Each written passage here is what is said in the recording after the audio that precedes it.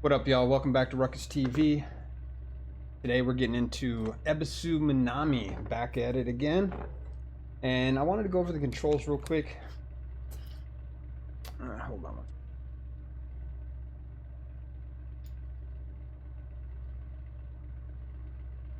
Alright, so anyway, I wanted to get back into the controls and show you when I jump onto my server, or when you guys end up jumping on eventually. I wanted to show you what the rules were. Not really rules, it's just how the setup is. So we're gonna jump into that. Hope everybody's enjoying the day. Hopefully you'll enjoy the stream. Alright, so up here we've got traction control, no traction control, no ABS. Stability control, not allowed. Auto clutch, not allowed. Damage is at 50%, so I believe that means that it only hits you, or like if you hit something, it's 50% the damage versus the normal damage. So it's half of the damage that it would normally. What else we got? Fuel rate is at 100%, so we don't have to worry about that as far as I'm knowing. Tire wear is at 100%, but by having it at 100%, it allows you to actually feel the different grip levels as the tread wears down, as the tires heat up. It doesn't have like just a static, actually more dynamic, and that's what you want. So you get to control the car at different levels of wear, so it's nice. Tire blankets, no, we do not need those. Those are, I want to say they're usually like probably GP or GT racing, F1 racing. We don't need them for this car. The drifting. False start, that doesn't matter because we don't actually race, obviously. Alright, so we come here, and then I've got my setting. I'll load up, check the tires. So we got 20 psi in the front and 28 in the rear. That seems to be a pretty good setup. Now I may end up coming in here and changing the gear ratio. Right now we're running 3.91.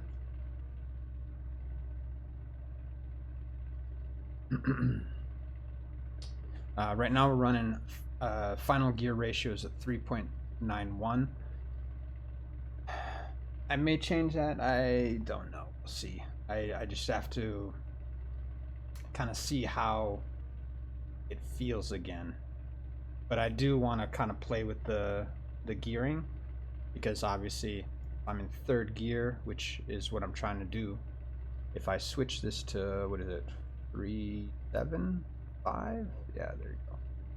Then we can get up to 93 miles per hour wheel speed.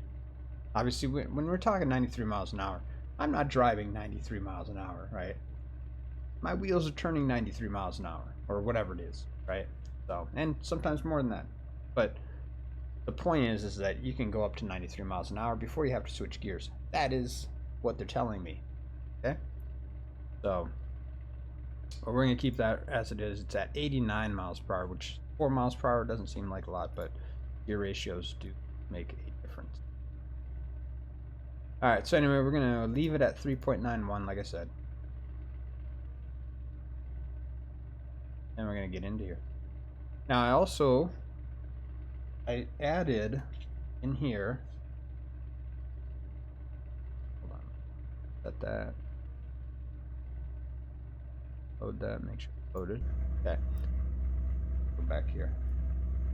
So anyway, okay, so last stream I ended up buying this, right? And I mounted it, I tried it, and it was really glitchy.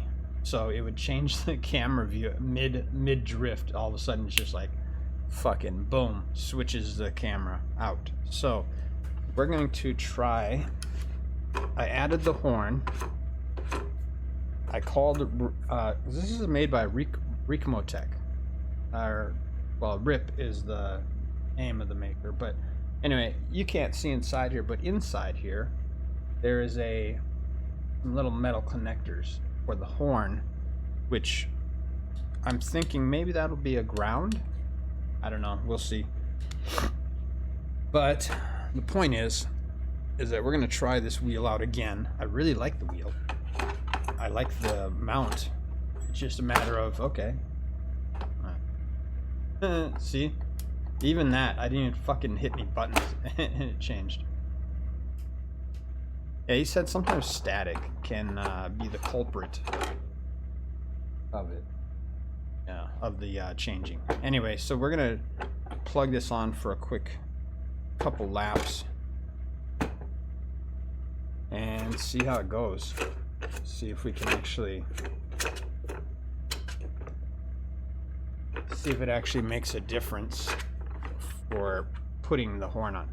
Like I said, he said it was probably a short, or not a short, but like what did he say?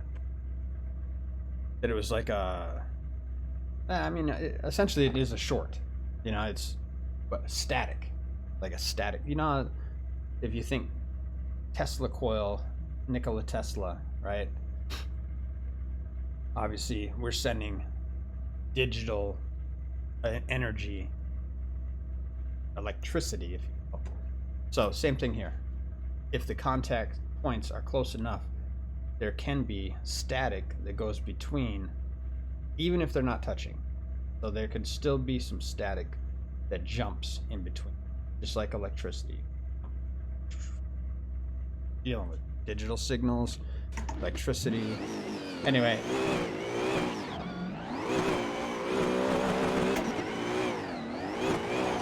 We're gonna see if the horn makes a difference. Oh, and maybe it will. Maybe that's the maybe that was the culprit, you know, and it was my bad. Not that I talk shit about him, but I did say on my last stream though, after a quick drop. No, see, there it goes. So that is not going to be the case as we drive. It will end up changing the camera view at some point. So we'll drive with the wheel until it, yeah, see, there it goes. It's going to do it eventually.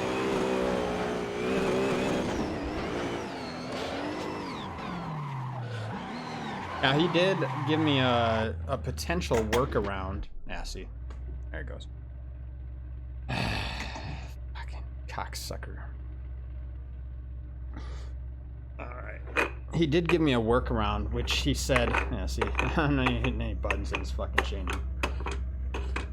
God damn it. It sucks. It sucks. I was really looking forward to using that wheel. Alright, maybe on my off day I'm gonna have to go back and see what the fuck's going on. Obviously there's some issue.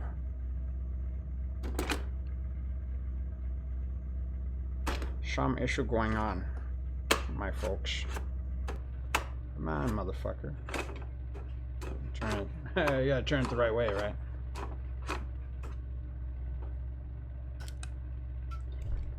Alright. Alright. So that is that. Back to this fucking small wheel again.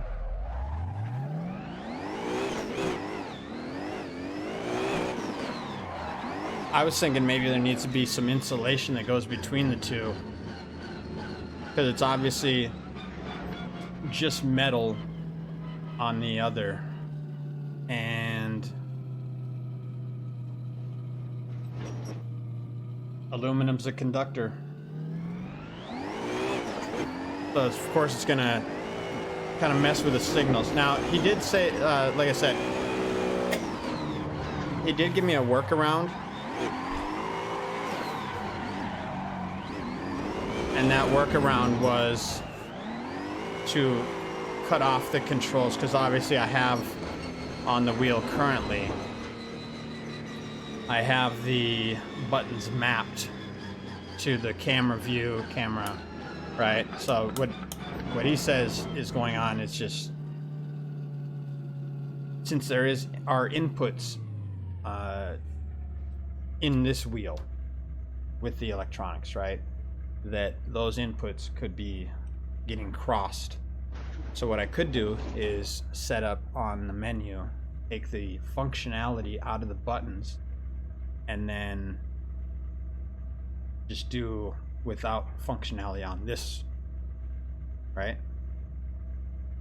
But you can have presets within Content Manager. So I'll have to try that and see if that makes a difference.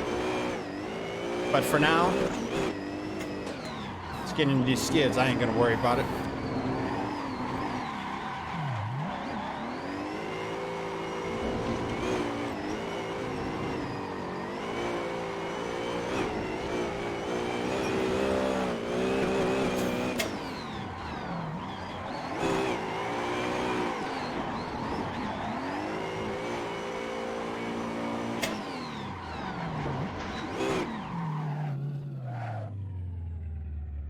So we're gonna try and do a third gear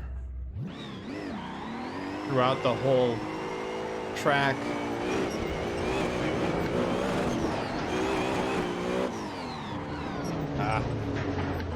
It's a start. Oh, I control. Hey, welcome to the stream, y'all.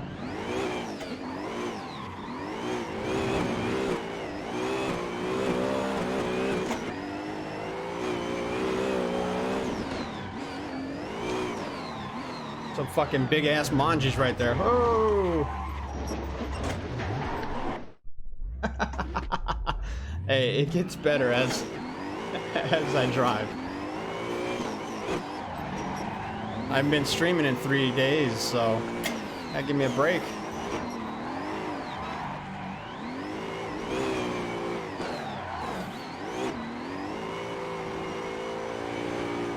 Just need a couple warm-up laps, that's all. Just like in real life.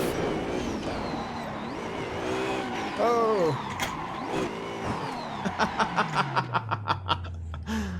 Alright, that's not how you want to hit that wall, by the way. You just want to give it a little tap, tap, tap-a-roo.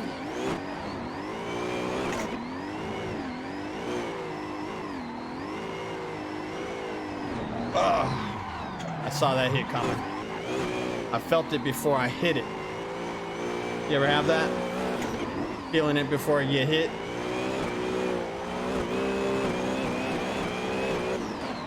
It's like the shockwaves coming at you. Oh. So we do no e-brake challenge right now? Is that what we're about to do? There we go. All no e-brake the whole fucking way. Third gear. See if we can do it. This is the toughest one. Nope. We'll try it again though, obviously. Maybe we start off here, that way. Okay, we're gonna start off right there. Third gear. No e-brake. Challenge.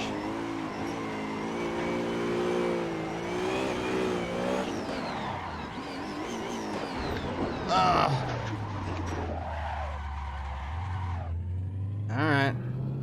Well, that didn't work out either.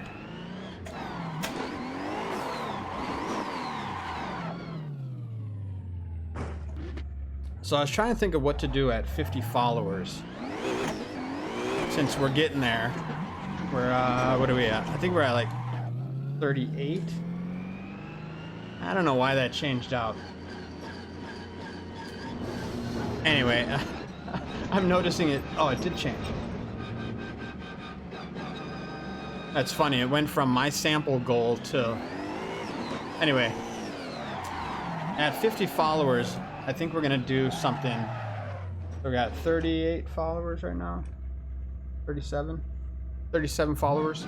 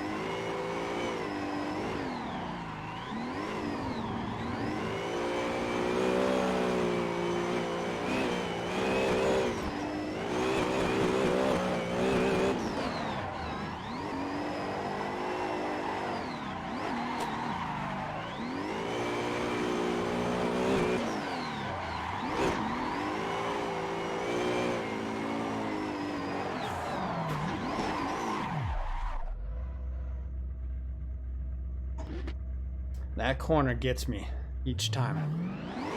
Not all the time, but it does get me more than other corners. That's what I'm trying to say. Oh.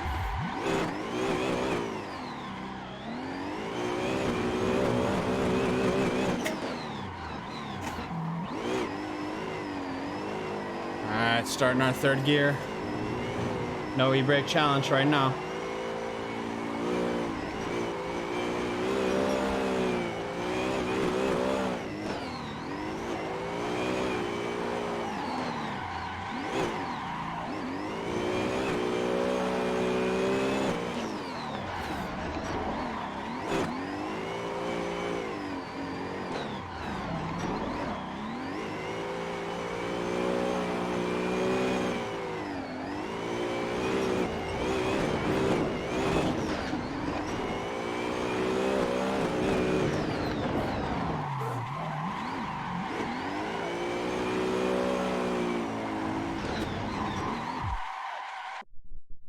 There it was. Kinda. I know the wall ride didn't go as I really planned it, but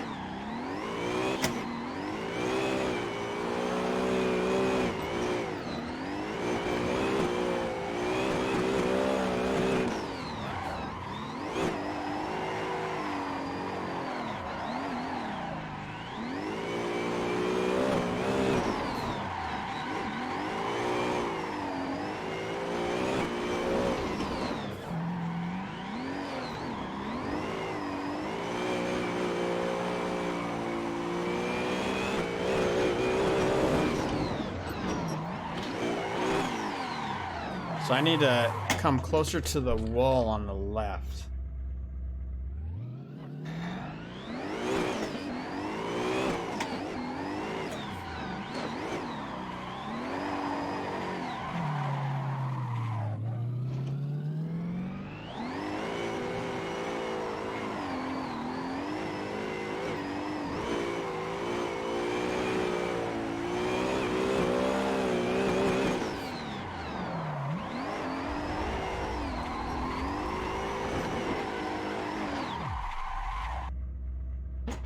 Alright, I did keep it off the wall there though. Little bit. Just gave it a little tap-a-roo.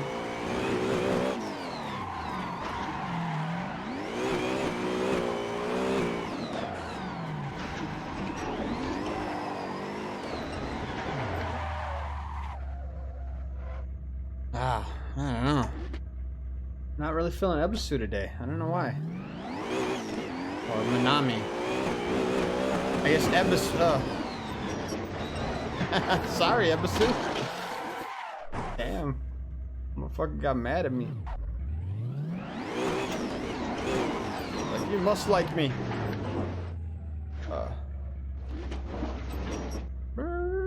Just running circles, folks.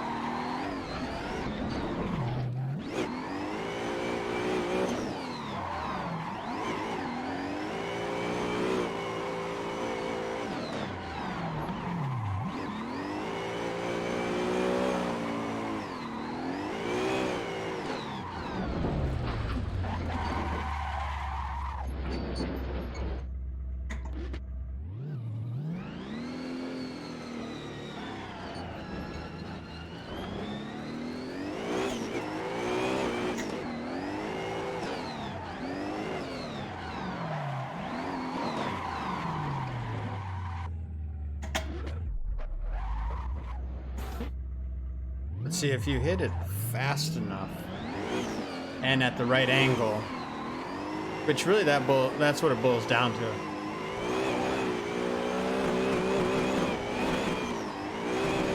You have to hit some. Oh, I thought I was in third gear.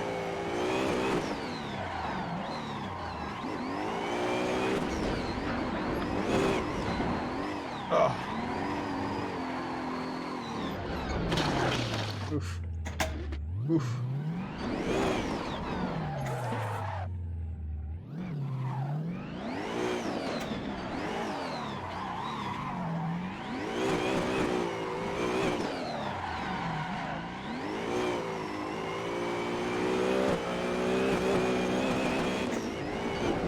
Keep thinking I'm in fucking third gear and I'm in second. Hilarious.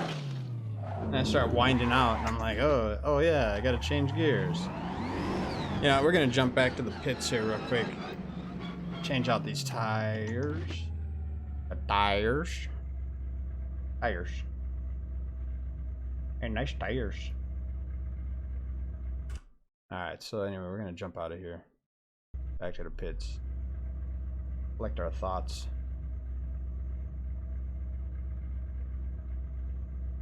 Alright. Rough one today. You know what? I want to jump up here real quick.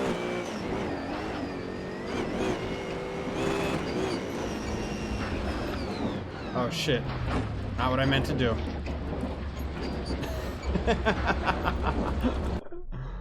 Oops. Alright. I forgot. I have to make a right turn up there.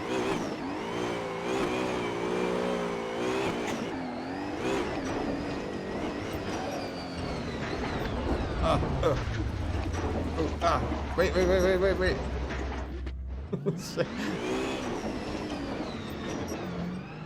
Yeah, see, there's the road. Ugh. A little hidden, was it a skid pad or something?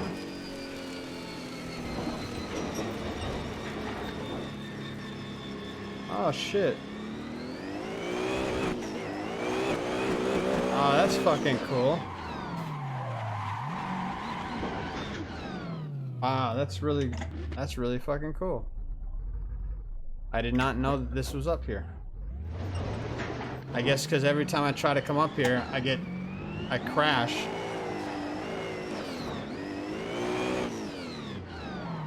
And then you got your little thing up here.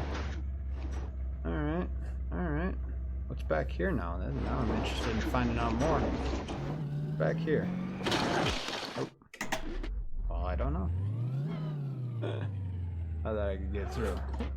Maybe we go this way. Go around the fence. Ha-ha!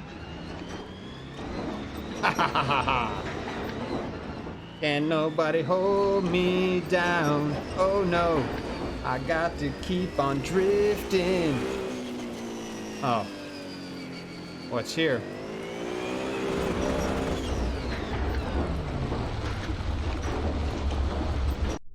Not what we wanted. Okay. Anyway, now we know what's up there. I'll stick to Minami. Or to the... I'll stick to this layout right here.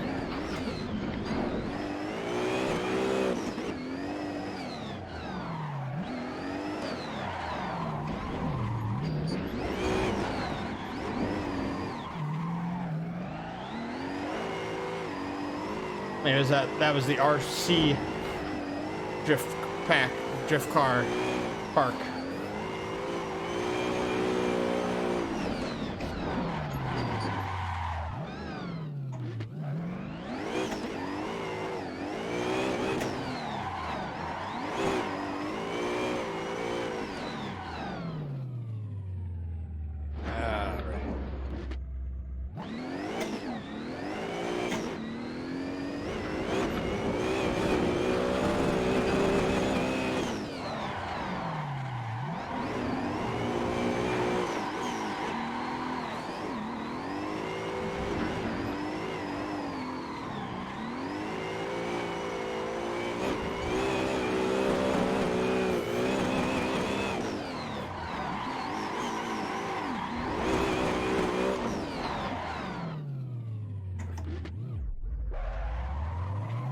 Just gotta keep it off the wall.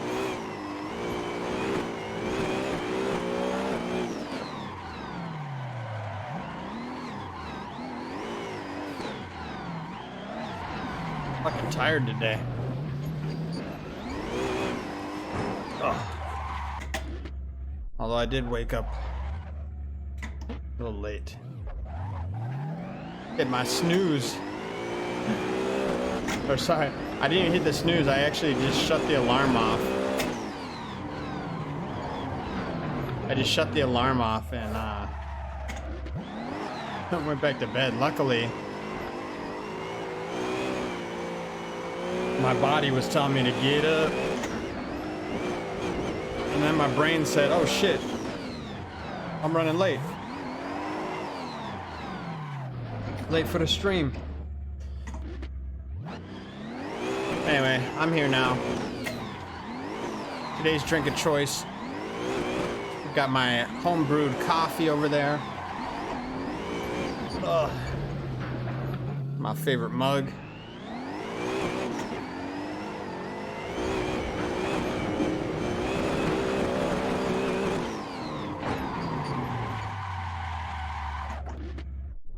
That is a tough one.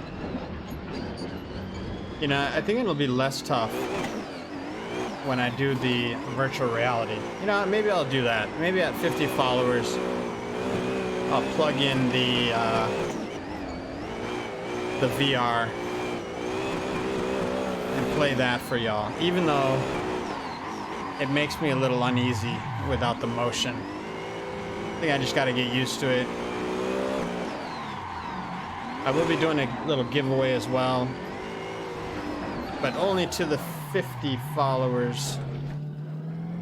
Not to every follower, obviously. But one follower.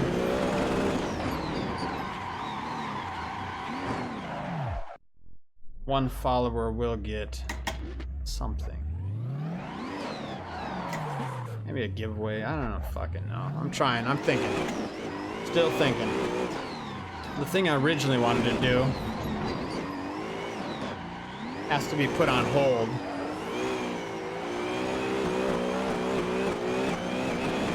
For now. So I may do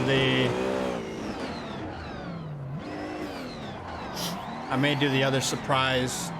I may do the other surprise at 100 followers. That might make more sense. That way it gives me a little more time. Plus, hopefully by then we'll be back to work. Right? Because right now we're out of work. And I can't go drop money on stuff at this moment. That would be irresponsible.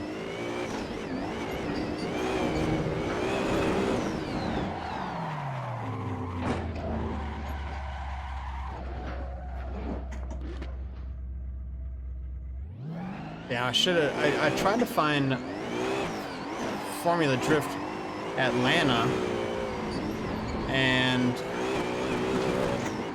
I don't know if I'm just looking in the wrong place.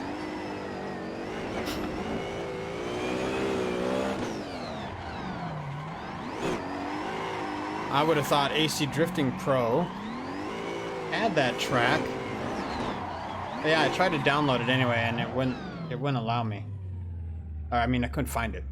So, if anybody has a Formula Drift Atlanta track or a link to it, let me know. Hit the Discord and leave a link if you could. That'd be amazing.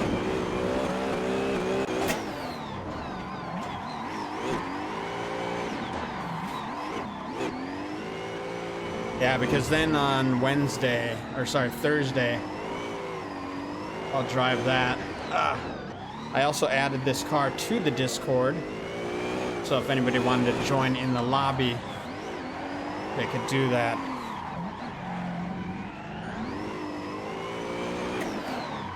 I only have one car in the pack, or in the on the server, and it is this car, the E92. How do I change? Oh wait, boom. This car, the E92 Drift Ready.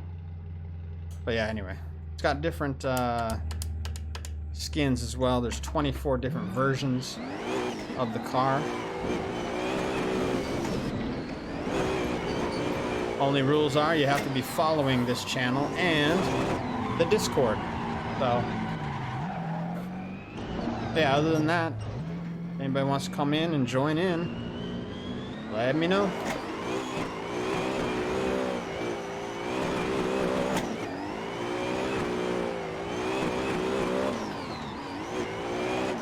cutting it a little much.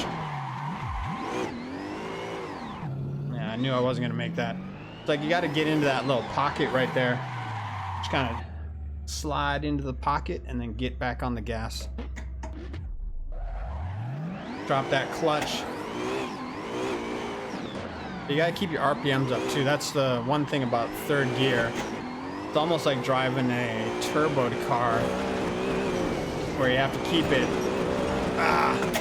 you have to keep that turbo spooled. We're gonna do a 360 right here. Oh, we were trying. Yeah, it's like keeping your turbo spooled, right? So when you're in third gear. Because second gear, of course, I can fucking kill this track in second gear, right? But then I'm doing this, banging off the rev limiter, right? So we switch to third gear. See, right there's the little pocket. Too much, that's almost reversed. But you want to get right into that little area right up above here. And then you just drift off. Now the other thing is, if you looked above, the track is not a complete half circle or whatever here. It's kind of an odd angle. So right here it starts cutting a little more, right? It's just an awkward drift if you've ever drifted here.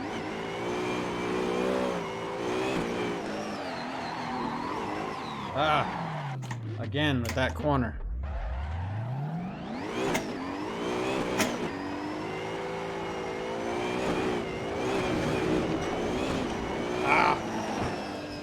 A little wall tap. Not the way you want to tap a wall, your front fucking fender.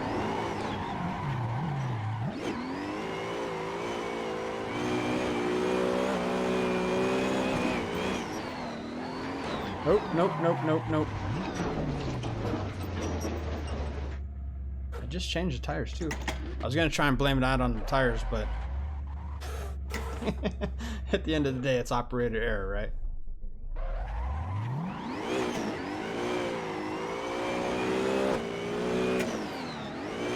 Oh, is my fucking... I feel like my wheel's out of control a little bit here. Hang on. Felt like my lower control arm got blasted at some point.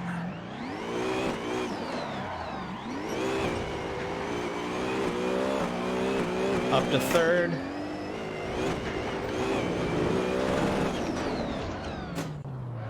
Oh, that wasn't a drift at all, now was it?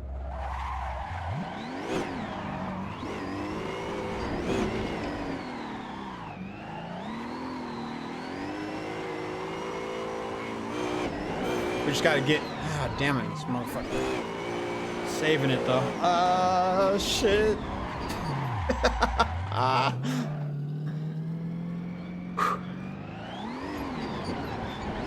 This game is so much fun.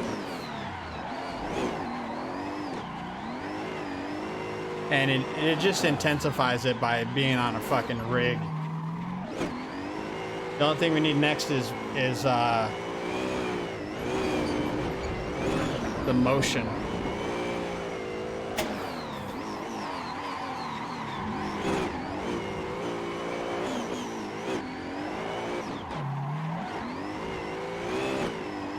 Motion and some new pedals.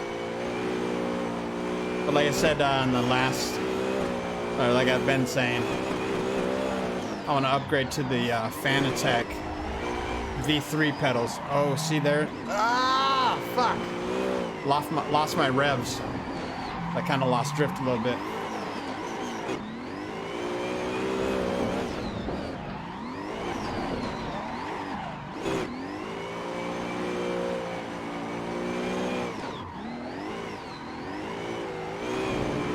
Not enough speed there.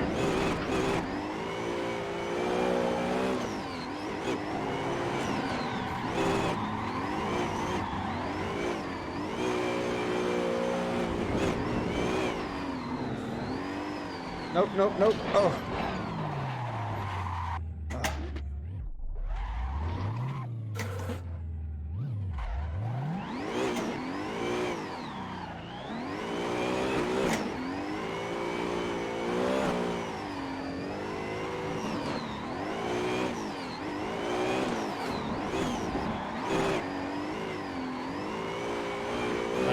we go. That ass end swing around a little bit. See, this is where I lose it though. Oh, got it, got it.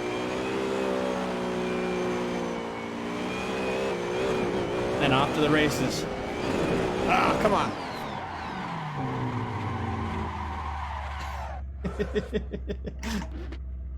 I just want to keep it off the wall. If you drive it like it's an actual car, right? Which means you gotta feel it. Right, you gotta make... Shit, if I could build a fort out of cardboard when I was a kid, and that was my castle, I could pretend like I'm in this drift car right now.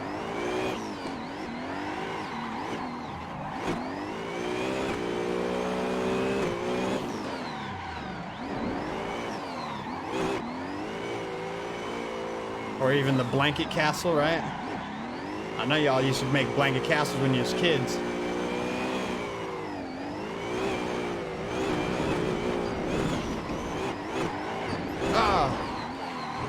Ah, shit. I'm like, what the hell is going on with this wheel? Okay.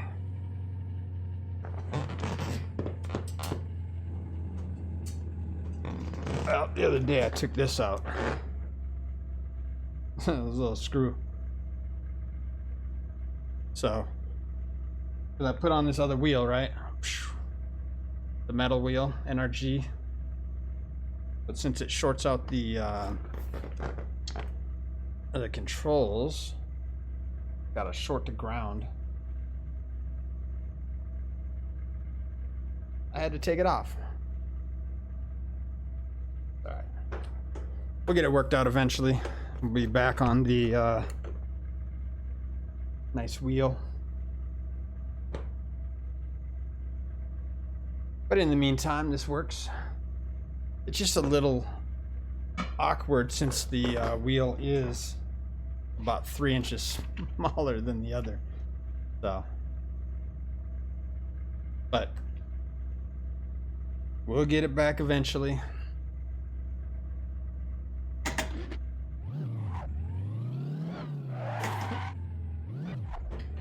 Oh, all right.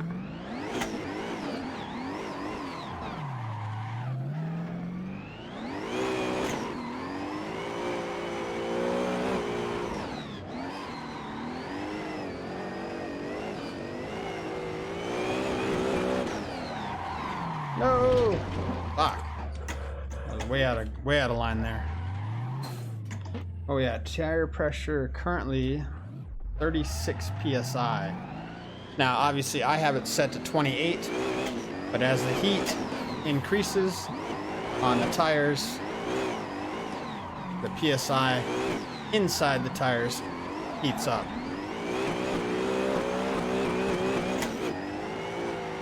Simple science, right? Science, bitches. Ugh. Ugh.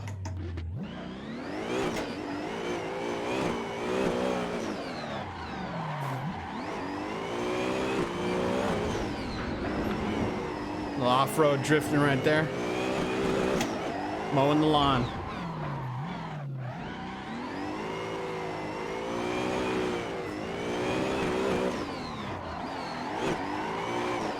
I remember back in the day, I had a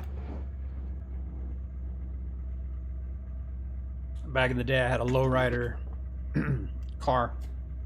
Not like a 64 Impala or anything, but it was a 86 Beretta, Chevy Beretta. I think it had a 4-cylinder, but a 5-speed in it. And it was so low to the ground that, oh, there we go. That was kind of it. Not as much angle as I would like to have had, but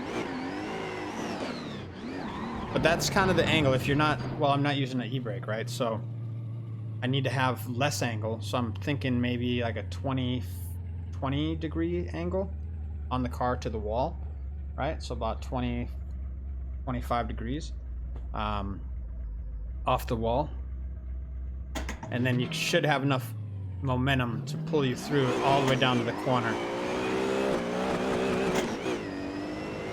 Obviously, when you have an e-brake, you can just grab that fucking e-brake and whatnot.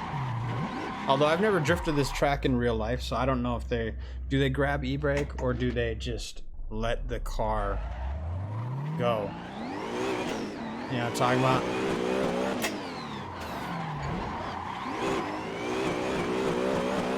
We're trying no e-brake, but I don't know what they do in Japan. At some point I will figure it out, find out by going there, right?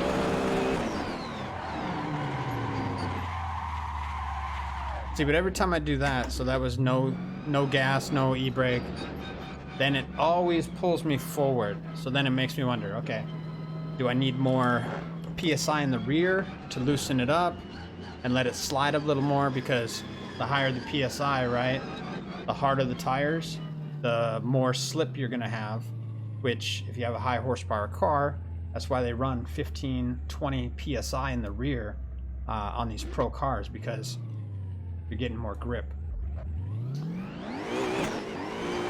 Whereas I'm running right now 28 PSI, which then in turn puts me to, like right now we're, it's heated up to 37. So we're 10 PSI higher than we were when we stepped out of the pits. So just figure that out. I mean, if the pros are running 15, 20 PSI, right? Let's say they're running 15 PSI. Some run fucking 10, which is insane. That's why a lot of tires debead. If you ever watch Formula Drifting or whatever, a lot of the tires debead, but they're running 10, 15, 20, well, probably not even 20. I guess some maybe, but anyway, they're running low PSI is what I'm getting at. So their PSI levels will increase, obviously, as they heat up the tires.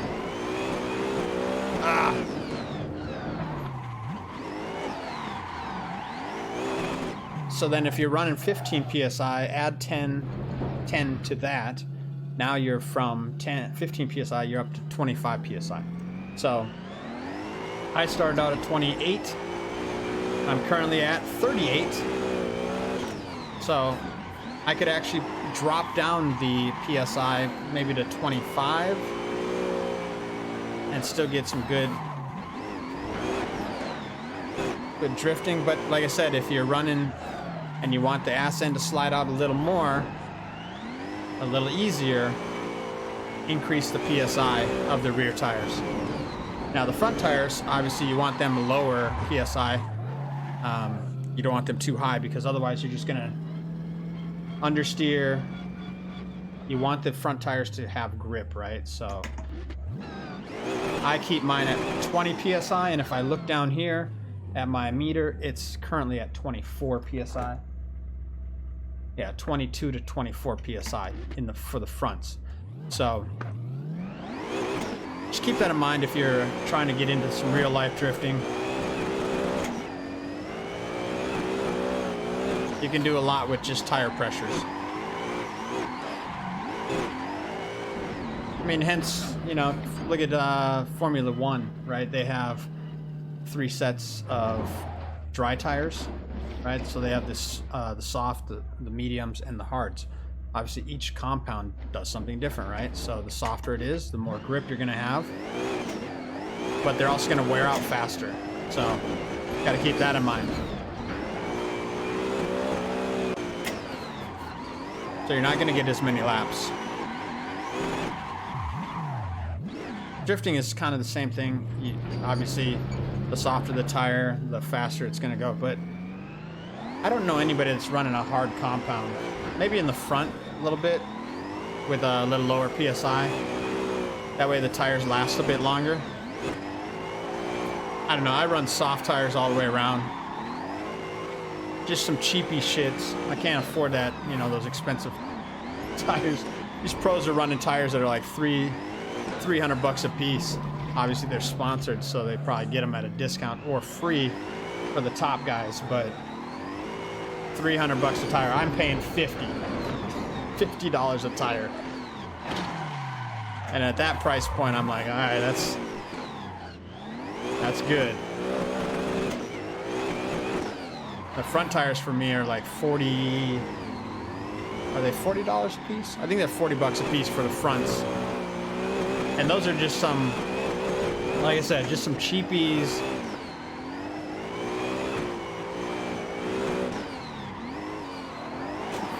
Oh, come on, save that. I'm trying to think. Oh, I run a Acceleras. They do have a new compound, though. They have a... Is it an R compound? My buddy George Hirakopoulos, you're familiar with him. He runs a Pro 2 car in Formula Drift, but he was sponsored with them for a few years. I don't know if he still is, though. It's been a minute since I've talked to him. Yeah, anyway, he was running their new compound, their R tires, I think they are, Type R or something like that. Nice tread patterns. The fucking compound that they have is actually really nice, and it's still relatively inexpensive in comparison to these, you know, the Nittos, the Falcons. Although I do run Falcons on my Range Rover, so... What I got Falcons on the Range Rover, the Tahoe, Acceleras on the drift car, and then on the Chrysler 300 I have Toyos. I like the Toyos, man, because the Chrysler 300 is a daily car right now, right? But those things, man, in the rain, they don't slip too much. They're nice and grippy. I got the, I forget what the model on them is. But anyway, very nice Toyo tires. My first set of Toyos, actually. Hey, BJ Baldwin, shout out to you, because I went with the Toyos because I wanted to check them out. You're always talking about them, so I figured, fuck it. Let's try them out. Although I gotta tell you, the Falcons that I bought for the Tahoe and the Range Rover, well, now I'm gonna talk about the Range Rover because it's all-wheel drive, right? So when you get on the gas, man, it just fucking like goes. There's no messing about.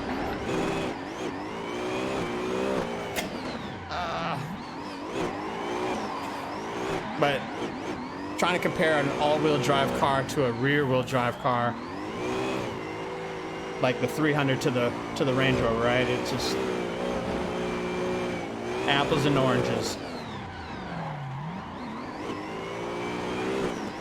Because the Chrysler's only a rear-wheel drive.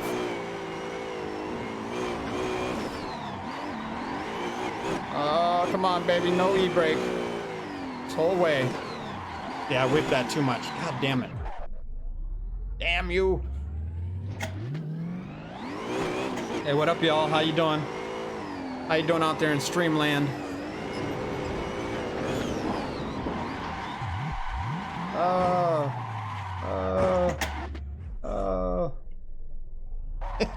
What do you know about that wall ride, son? I'm doing this all wrong, ain't I?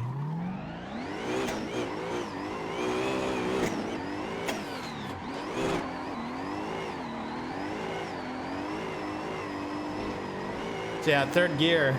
Oh, look at the tire level. Right now, the grip on the tires is really low. But it just glides around. Imagine a piece of butter on a hot skillet. You know how it just glides around like that? Yeah, it's just like fucking butter, like ice skating. Alright, let's jump in the lobby, or the, jump back to the pits right quick. Oh wait, can I do this? I don't even want to do, I just want to restart the tire. No, that doesn't do it. That just restarts the session thing. Alright, hang on. So back to the pits. Let's get some new tires. Tires. Boom. Alright, here we go.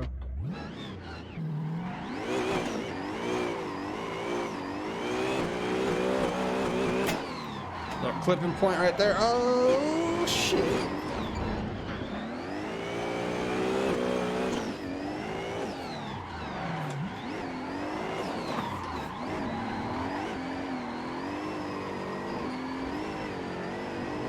In it to win it, baby.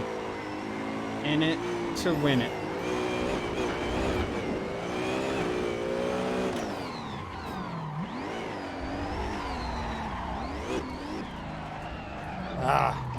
Trying to ride that outside line the whole way.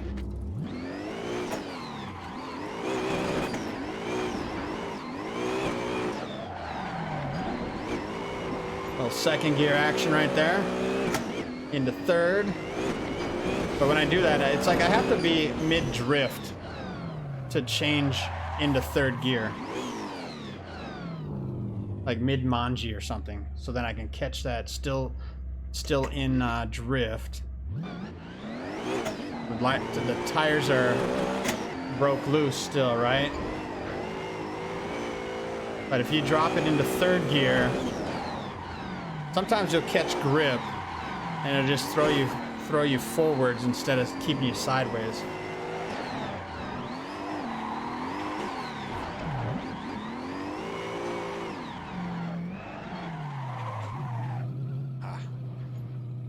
Alright, let's try a different angle, different camera view. I absolutely cannot drive with this camera view. Oh, look at those flames.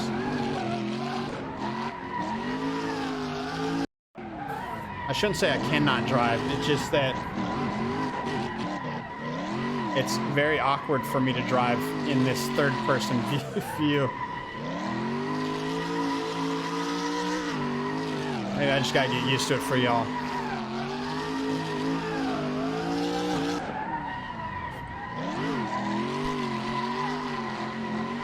That's what I was trying to do that last lap.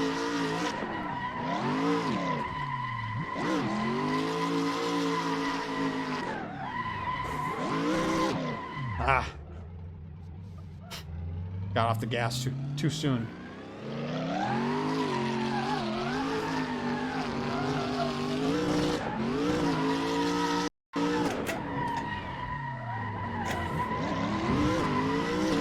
Keeping it off the wall. That wasn't bad actually on the little wall ride right there. I hit the jump right where I was supposed to. So this view does help. You know it will help even more.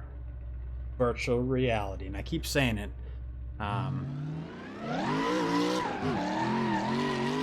Because then I can just look over my shoulder. I can be first person view, right?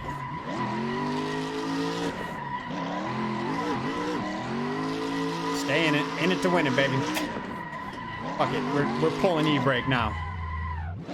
Okay, we're losing drift now.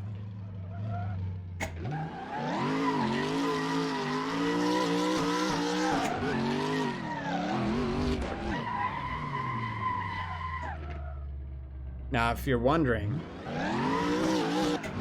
oh, damn, I don't know what the fucking. It keeps like. I hear the audio, it's like it. I don't know if that's me or the car. Or sorry, if it's the game.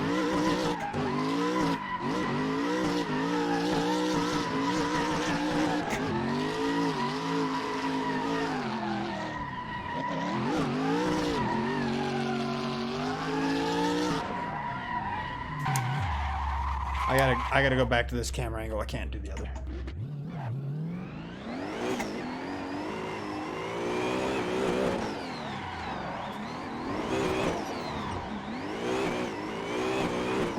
You know, the only gripe I have about these pedals, as I was talking about them earlier, but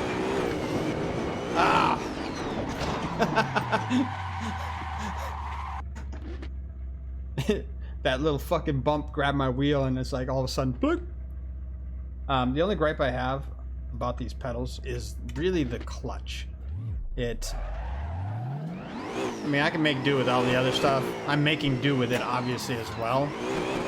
But it is so soft. It's like super unrealistic. I mean, come on.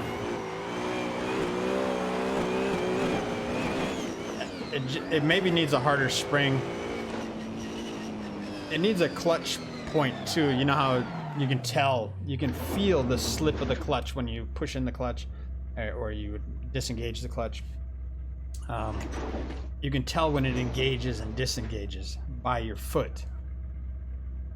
I don't get that feeling at all. So on the Fanatec ones pedals, they have like a hinge point where you can feel it, and it feels like, apparently, I've never tried them, it feels like you are actually pushing a clutch. So, and then if you get the dampener for the brake and the what else is there,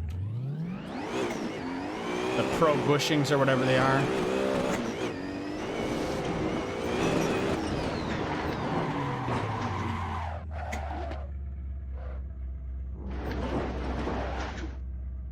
find some 360 action. But yeah, if you get all that, which I think the end result is like $450. I think that's the price on them, for $450 for the pedal set with the dampener, and the I keep thinking I'm in third gear. But yeah, if you get the pedals with the pro bushings or the upgraded bushings and the dampener, it's like $450 plus shipping, I believe. Maybe it's free shipping at that point. Fucking better be. Should be, right? Damn, did it again. It's like you have to hit it in the exact spot, otherwise it'll grab your wheel and just fucking throw you into the wall. But it also have to, you want to be sideways on that jump right there.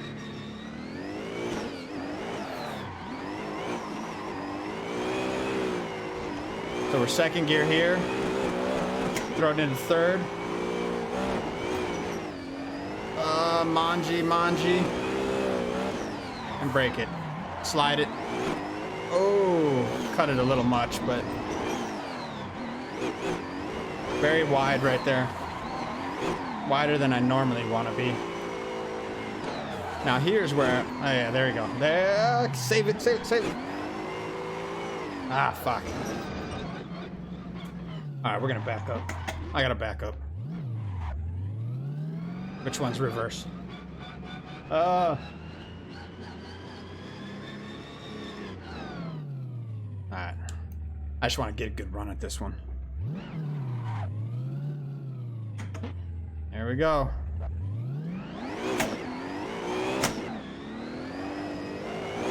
You know, I hit there.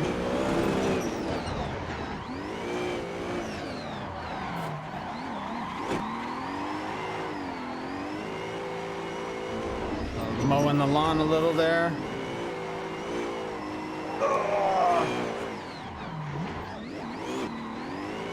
You can always save them too, so you notice that I had way too much angle. Obviously the car eventually is going to come back around, right? It's going to come back around. So if I manji too much, but I'm trying to go this way, right? Manji too much, just let it start coming back around and then get on the gas and fucking hit it. Geometry. It's really geometry. You got the motor. It's all about angles, right? Just like right here, when I get off the gas, the ass end whips a little too much. So I got to get back on the gas before I'm... This is where I struggle though. That right there. I've hit it a few times where it's just been fucking butter, but not today. At least not yet, but still have a little time to make it happen.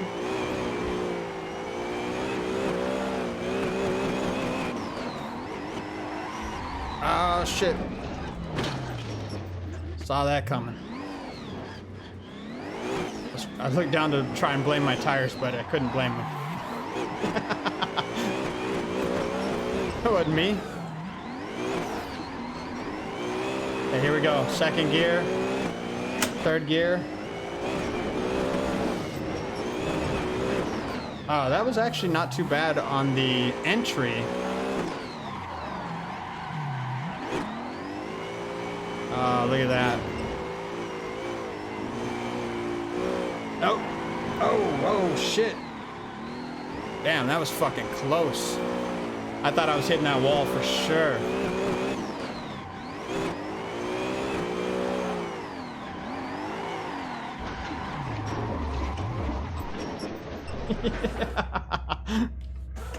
Little BMX bike in there on the berm.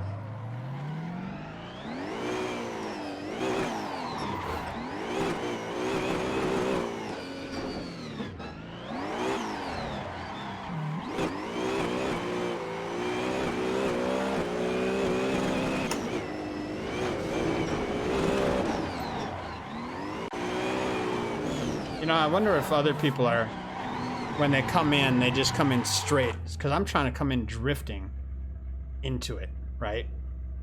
Whereas I think a lot of people just take it the fucking run up and then huck it right before that jump and then boom. Because if you go to any like Daigo Saito or any of those guys that are running this on regular, I think that's what they're doing. Unfortunately, I don't know the camera. I don't see the camera from back there, right? Because most of the camera people are sitting over there on the left. So that's where a lot of the footage comes from. And obviously that's the most anticipated piece of the track is the jump and the wall ride, so.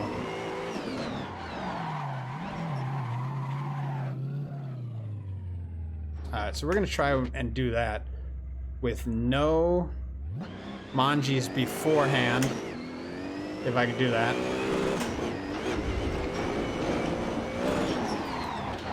Alright, so that was not a good look. That was my first time trying it like that. We're gonna try it again though. We're just gonna run back here real quick. I gotta hit it at least once, right? Where I actually make... Oh, not that wall.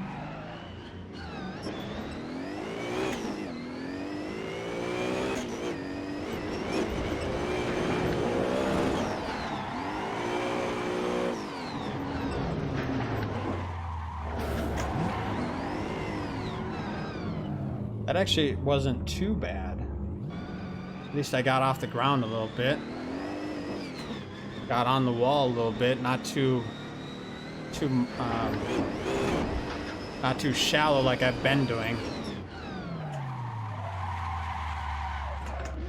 Alright, here we go.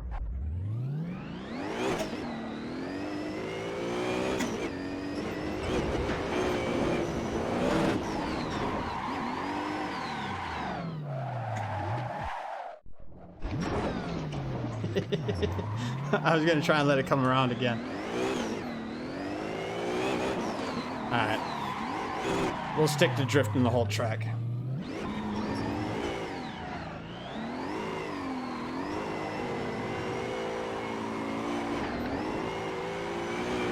See, that's the other thing about VR, like I was saying, because I can tell, I would be able to tell better where I'm at on the track in reference to the wall.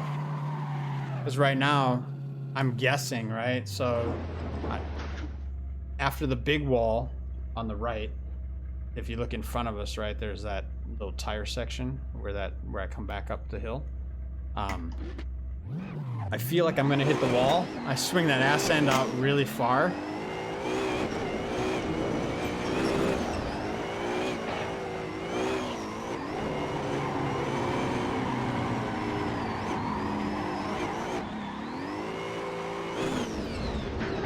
Right here, this wall is the one I'm talking about.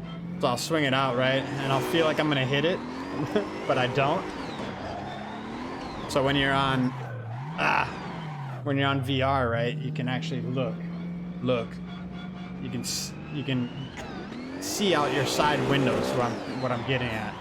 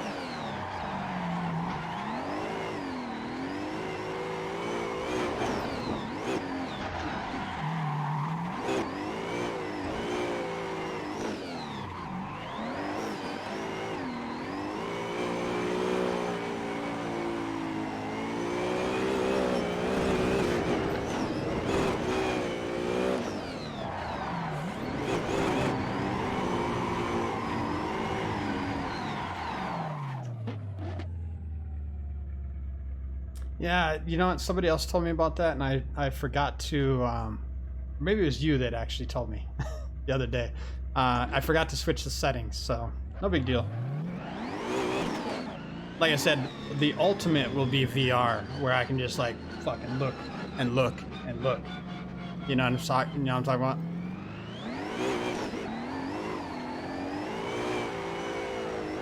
The disconnect between VR and no motion is what gets me. It just like my brain has a hard time. Oh, what the fuck is that? Up on the right there. Ah, it's a little mountain road. I want to see what's up there.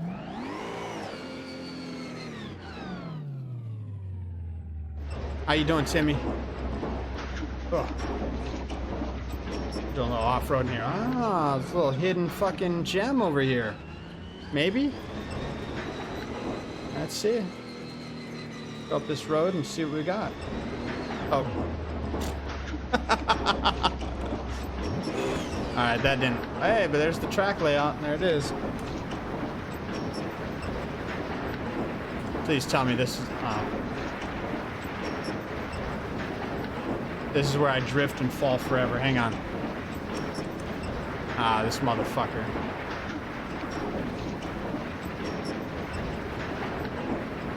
This happened to me one other time. Hang on. Fuck. Yep, they totally baited me. Hang on, I'm gonna... I had to jump out completely. I had to jump out completely. But since I'm here, can I change? Hang on, let me save this replay right quick. Oh wait, did I save it?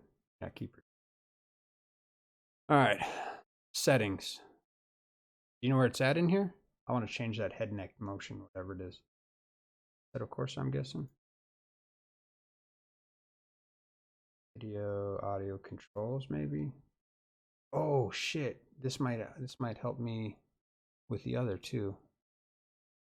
Oh yeah. Let's go under RUKUS drift. That's what we're gonna do. Boom. Drift current values. Yeah, that's what I want. Right? Nothing. Nah, fuck it. Let's go back. I'll have to figure that out later.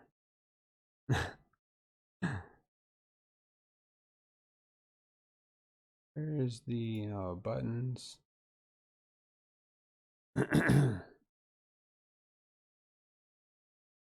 Buttons. See, this is where... Oh, okay, so this is where I need to change the steering wheel buttons. Okay. Because if I change this wheel from the TX, fine with keyboard, use H shifter. I'm guessing I would need to... Ah, okay. Glance left. Oh, that's this button. Yeah. That button. Okay, so he was telling me I'm talking about this right now because this wheel, it shorts out and then it changes the camera view or the car view. So I'm thinking these 4 buttons are the ones I need to fucking change out or delete so that it won't do that anymore. Anyway, we're gonna get back in here. Back to my server. Yeah, there we go.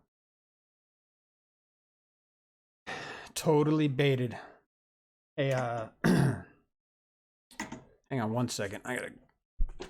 While this is loading, I'll be right back.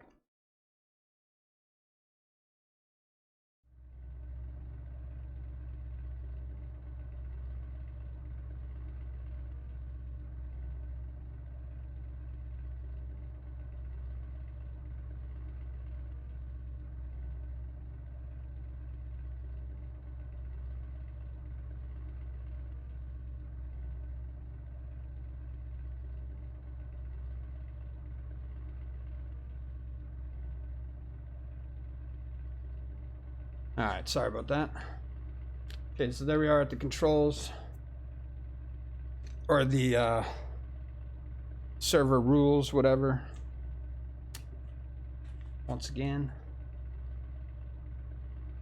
So, hey Timmy, by the way, I did upload this E36, or sorry, E92 to the server, or sorry, to the Discord, to my Dropbox.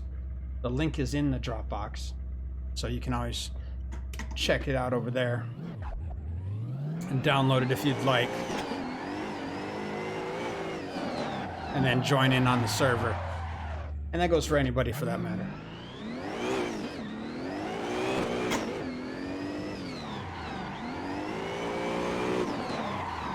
Oh shit. Glitchy, glitchy. There we go. I'm back. Oh. It's so weird how I have to click off of the game and onto slobs in order for it to be a buttery stream. Hey, whatever works, I guess. It's better than having the audio issues that I had before with OBS.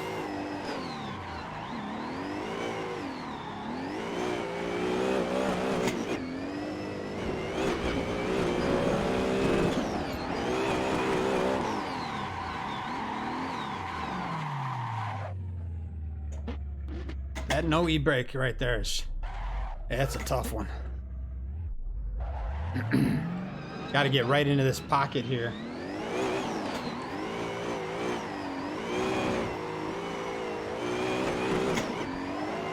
Although I am doing better than I was when I first started driving on this track.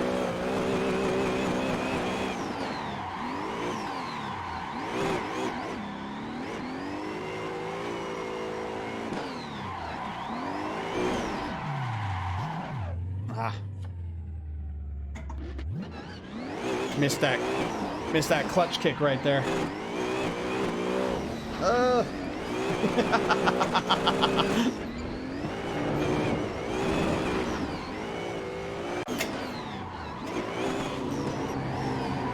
Way deep.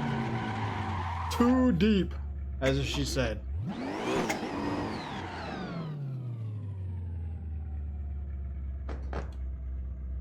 Debating on what to purchase. Yeah, it's I did a little research. I looked at the what is it, the G27 I think it is, for Logitech. Seemed like an alright setup for the price. What is it, like $250 or $200 or something like that? I ended up going with this one just because it was a little bit higher price point, but I thought it might be a little bit better. It felt like it was a better construction for the pedals and the setup. So yeah, I went with that route. Also, some of my buddies over at Hoonigan, they obviously had the Thrustmaster setup at one time, so I saw them using it. I was like, you know what, check it out. And I know that they were sponsored for it, but that's not the point. I'm hoping they're like me, where they want to use good stuff. They'll want to be sponsored by good stuff and not just anything. So I'm kind of picky when I deal with sponsors. It's like, obviously I want to use good products, right? So I'm not just going to use I'm not just going to try and get a sponsorship with anybody. So I try to do my research on companies, and not that any of the companies that I don't choose are bad. I'm just, for my personal preference, I want to work with certain people. So that's all. I guess that's integrity. That's what they call it. Some celebrities will just put their name on whatever. I see motherfuckers promoting like that pimple stuff, and they have never had a pimple in their life. You know what I mean? The Oxy, or whatever it's called, Pro whatever. I'm like, really? Come on, man. Y'all just getting paid. Hey, which is, I mean, I get it, but that's just not how I work. So if I'm being sponsored by a product, understand I like the product. I use the product. It's not about a paycheck or a free product.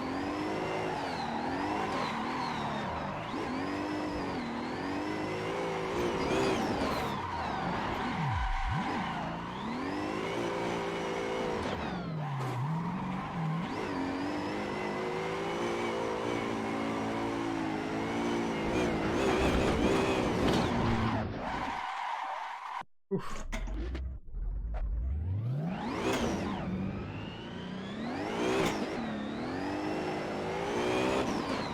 But I would say, Timmy, I would say if you're looking at getting just like the ground up, I would say just go with the Logitech. If you can afford the $500 for the wheel, do that.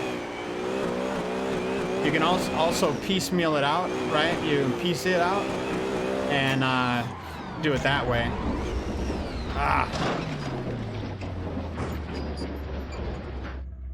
Fanatec, yeah. See, I'm looking at... Where the fuck am I right now?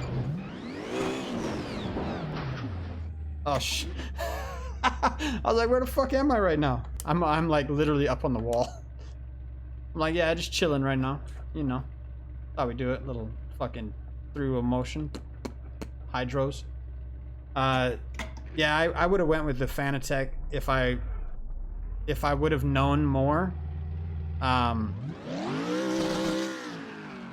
And by saying if I would have known more, I'm talking about myself. If I'd have known more about me and how I was gonna like sim racing, because I originally just built this to practice for actual drifting, right? So the intention was just come out here, I'll do some fucking around, you know, practice, and then I'll be done. But then I was like, well, maybe I should start streaming the practices. So it just kind of snowballed. But by that time, and by the time I actually started driving, and then I fell in love, right? And then I'm like, fuck. But it's cool because it's a starting point for me. I had never done this before, so, but I'm used to the arcades where you go to the arcade, you drive the cars, and it's a blast.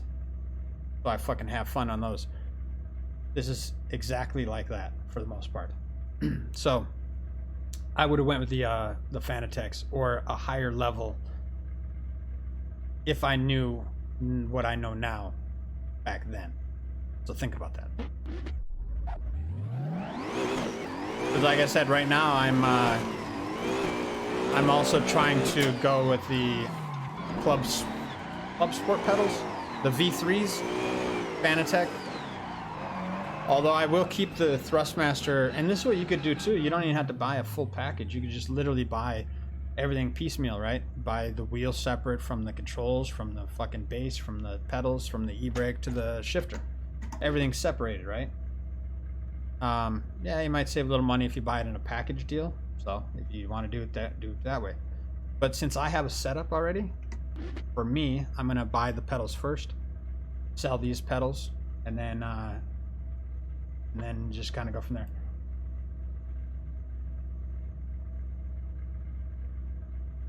$1,500 for just the base. Oh, I know, dude. Yeah, I was looking at that. That's that like pro fucking level one. Right, exactly. Oh shit. Yeah, I was looking at that thing. $1,500, bro. But that would be the workup, right? You work up to that. You don't just go get that off the bat. You start off with something small, and then you slowly build. And this is what I'm thinking. I'm like, okay, when I hit 50 followers, I'll like do something. You know, maybe I'll upgrade the pedals, or you know, something. Anyway, I want to do something, and I've been trying to figure it out. I do want to go with a motion rig at some point in this adventure.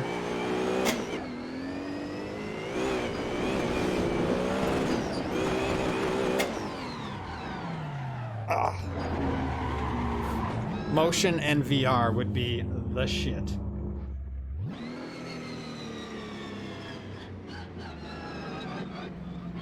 Yeah, I saw those too. And that, like, again, that's the workup, right? You work up that up to those. You don't start off with getting those unless you're a pro and you know you're getting sponsored or some shit. But it's like for the average consumer like us, buy the cheaper ended stuff, right? I shouldn't say cheap. Cheap makes it sound like it's cheap. You buy the lower ended stuff. Oh, absolutely, I know. Bro, I built this whole sim rig with a computer, and so yeah, I know how much it costs. And it's funny too, because when I first started doing this, it wasn't even me like saying, oh, I want to have the best sim rig ever, because I've seen some sim rigs and they're like $35,000-$40,000. It's insane. But yeah, I was just like, so I wasn't looking at the middle or higher level stuff. I was like, okay, what's down here? What can I, just to get into the market, right? Just to get in and do what I'm doing right now. And this was the setup, and it still spent like $6,000. So, but that's, like I said, that's with the PC. That's with the 50-inch TV, another TV over here. You know, the keyboard is all the shit, everything. So, and I also include the seat in that. So the seat ain't cheap. Now, do away with that. It's like $1,200, I think. Get what I paid for the seat. It was like $1,200, $1,300.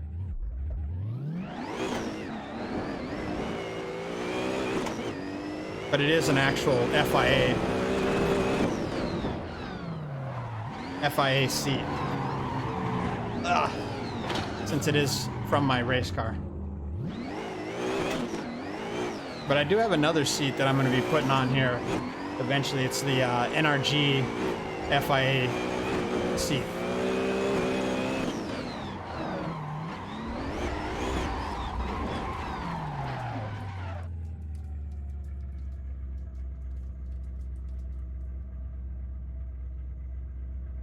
You already know where I'm going, brother. Yeah, I talked to them last week. So I'm not getting a free rig. I was trying. But they did give me a little discount, so now it's just a matter of, all right, let's get back to work, make some money so we can afford to get it. But I think I'll end up maybe getting that sometime in the summer. I can't do it right now, but the H3 or the P3, which really the motor is the big difference. For me, I'm thinking, okay, they gave me a discount. Should I just go with the fucking E3? Because I do plan on having friends over and stuff at some point. We have parties at the house every now and again to where people can come play. And yeah, I got some bigger friends, so maybe the bigger motors aren't a bad thing. But I also want to go triple monitors. So, did you see the Hoonigan? Do you know the Hoonigans at all, Timmy? Anyway, they built a sim rig, and they used, I'm using a 50-inch TV. They happen to be using a 50-inch TV as well. But I think I want to get 2 more of these TVs and just fucking strap them in. And literally just make it like a cockpit. I think that'd be pretty dope. Yeah, so you know what I'm talking about. Their sim rigs. Hurt. Yeah, exactly. That's one of my buddies. Yeah.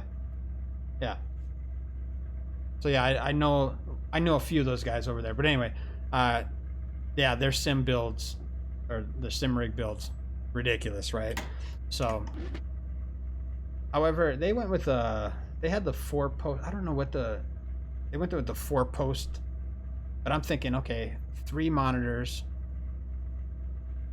with the H3. Oh, dude, with the traction loss. Bro.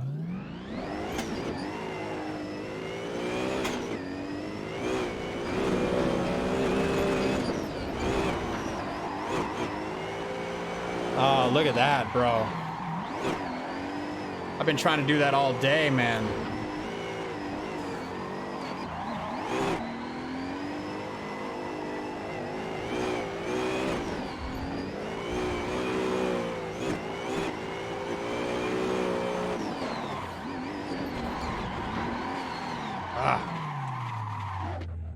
Yeah, the tube chassis and the wheels, man. It definitely inspired me to, if I'm gonna build a fucking rig, right? I want to build a nice rig.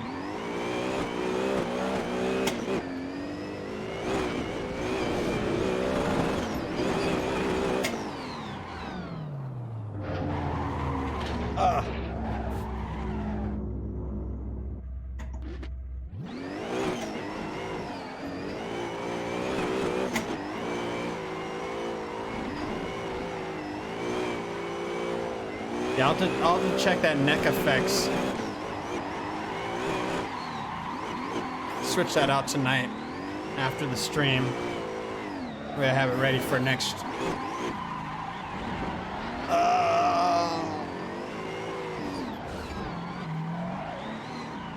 Yeah, that way I have it ready for next stream on Thursday.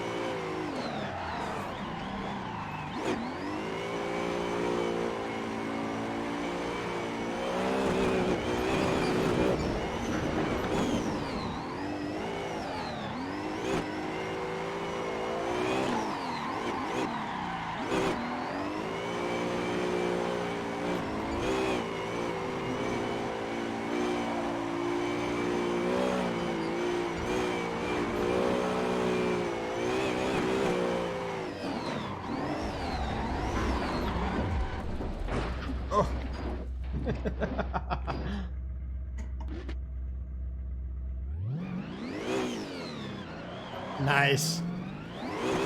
Hey, what color's your coupe?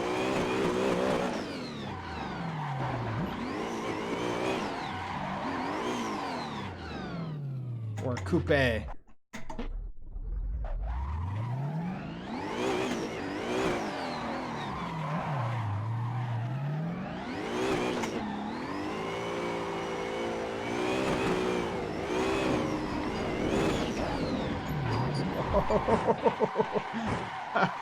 Fuck, I really hit that jump right there. Damn.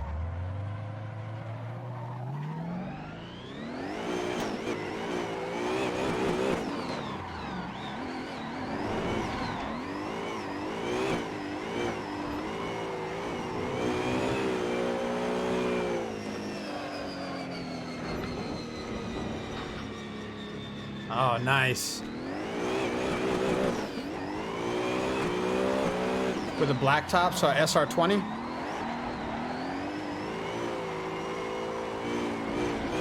That's what I had when I, well, originally when I bought my car, it was obviously the KA. And then I got the black top. Which one was it? There was like a X brand or something like that. There's a couple different varieties, I guess.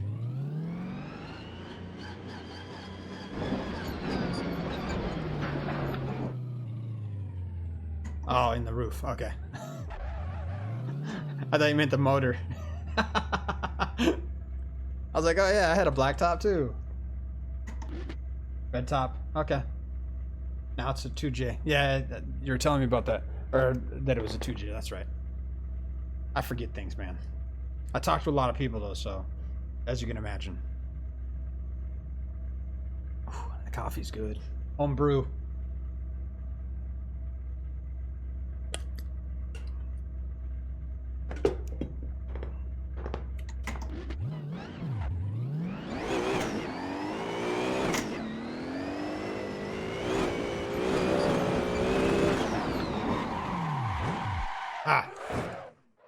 Stalled it out.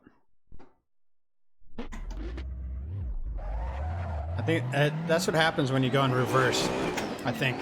I don't know for sure, but I think as soon as you get to a certain angle in reverse, even if you're doing a reverse entry, all of a sudden the fucking car will shut. You're like, really? Like, this is what I'm meaning to do.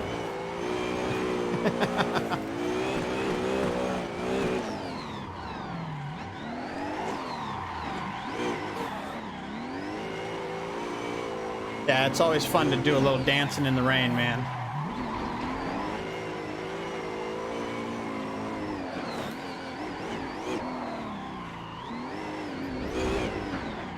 I got my Chrysler 300 that I just learned how to turn the traction control off of it. So nothing worse than when it rains and you have traction control on in your car and then you're just trying to drive normally, right? And then for some reason it always wants to slip. It's like it adds slip to it when the traction control is on, right? So if I turn it off, I can actually, like, if I'm at a stoplight, right, and I just hit the gas, not trying to break them loose, but if I just hit the gas trying to drive, when the traction control is on, the wheels will slip. And then it'll do that, like, irky-jerky move. I'm like, what the fuck is going on here? So I figured out how to turn the traction control off, which literally is a button on my dash, which I'd never realized it was there. But the car is fairly new, about a year old, for me. And but yeah, I'd turn it off, and now when I get off on the gas at a stoplight, it's just like butter. It just fucking goes. There's no slippy, irky, jerky bullshit. So it's like the ABS, or sorry, not the ABS. It's like the traction control, just like I said, makes it worse. I don't know. Electronics, right?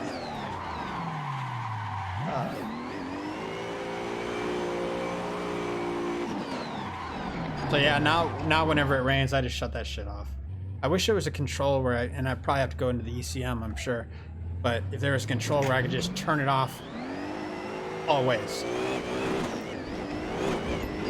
I like the ABS, but the traction, can't you fucking say it? The traction control can eat a dick. That's all I'm saying.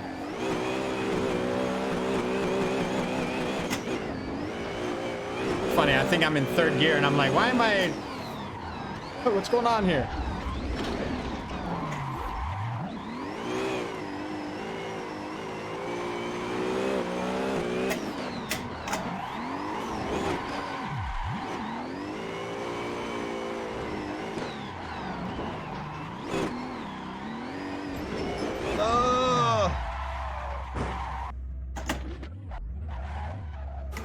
Which car? The race car? Yeah, absolutely. Yeah, it's plated. Yeah, if you look on my thing here, it's got a license plate on it. People think I'm crazy when I do it, but I don't know.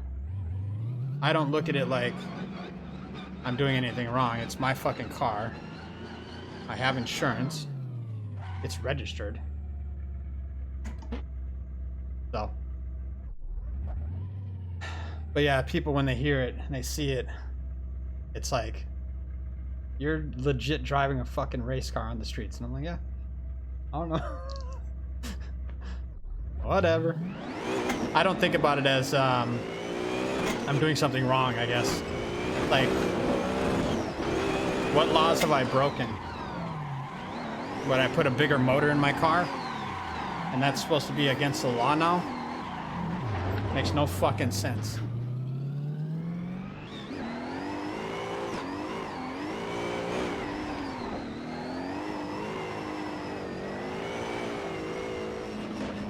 Nah, I've rolled up. You know what's funny? This is the most hilarious thing I'm gonna tell you right now. I mean, it's hilarious to me. So when I had the SR in my car, I would get pulled over so many fucking times with that SR. And I drove it, I drove it pretty regularly. It was my daily driver at one time. Pulled over all the time. Couple tickets, here and there, whatever. But then I switched to the V8. Never get pulled over. I pull up next to cops. and it's like you can hear the engine, right? It sounds better than this, but but it is funny, man. It's like they just look at the car, they don't say shit. So I did have one cop though, bike cop in California one time. He rolled up and he goes pretty fast because they were split lanes. He's like, pretty fast? And I was like, you want to race? It was pretty funny anyway.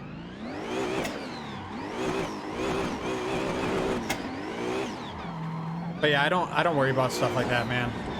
If it's gonna happen, it's gonna happen. I'm just not going to let law enforcement dictate what I can do with my car. That's all. Or government, for that matter. Like, stay the fuck out of my garage. I'm not over in your garage telling you not to take money from these fucking super PACs and shit. But mind your own business. Oh, absolutely. Dude, they're like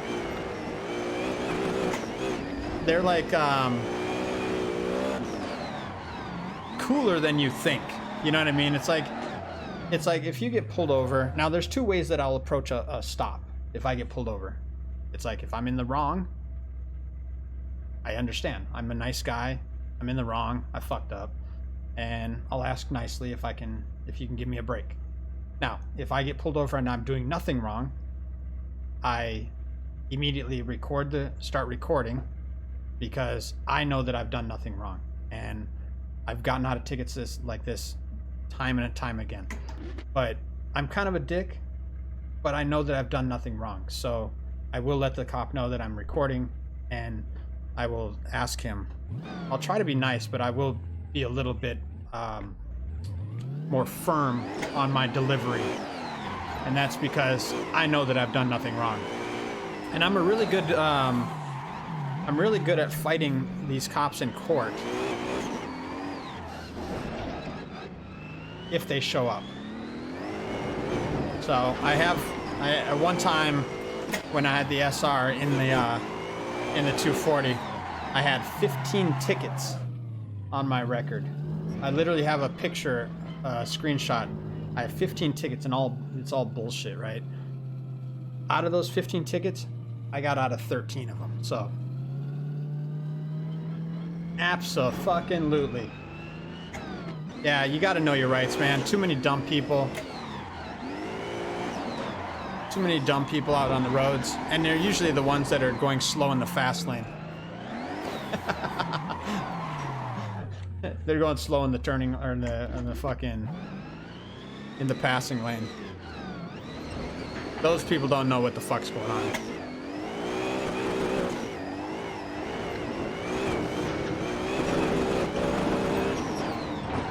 Yeah, well, you know, this is the deal. When I was a kid, I wanted to be a lawyer. So I kind of studied some laws, right? I got into some trouble, so I understood how the law works. That's where the name RUKUS comes from, right? The magazine. Shooting girls in the streets, drift cars, music, loud music, right? All that stuff. It all is part of the RUKUS lifestyle, if you will. But yeah, just absolutely knowing your rights, knowing what you can and can't do, what you should and shouldn't say, will save you a huge amount of headache and dollars. But see, now I live in Vegas, right? So if I do get pulled over, the cops are way cooler out here too, by the way. Nevada Metro,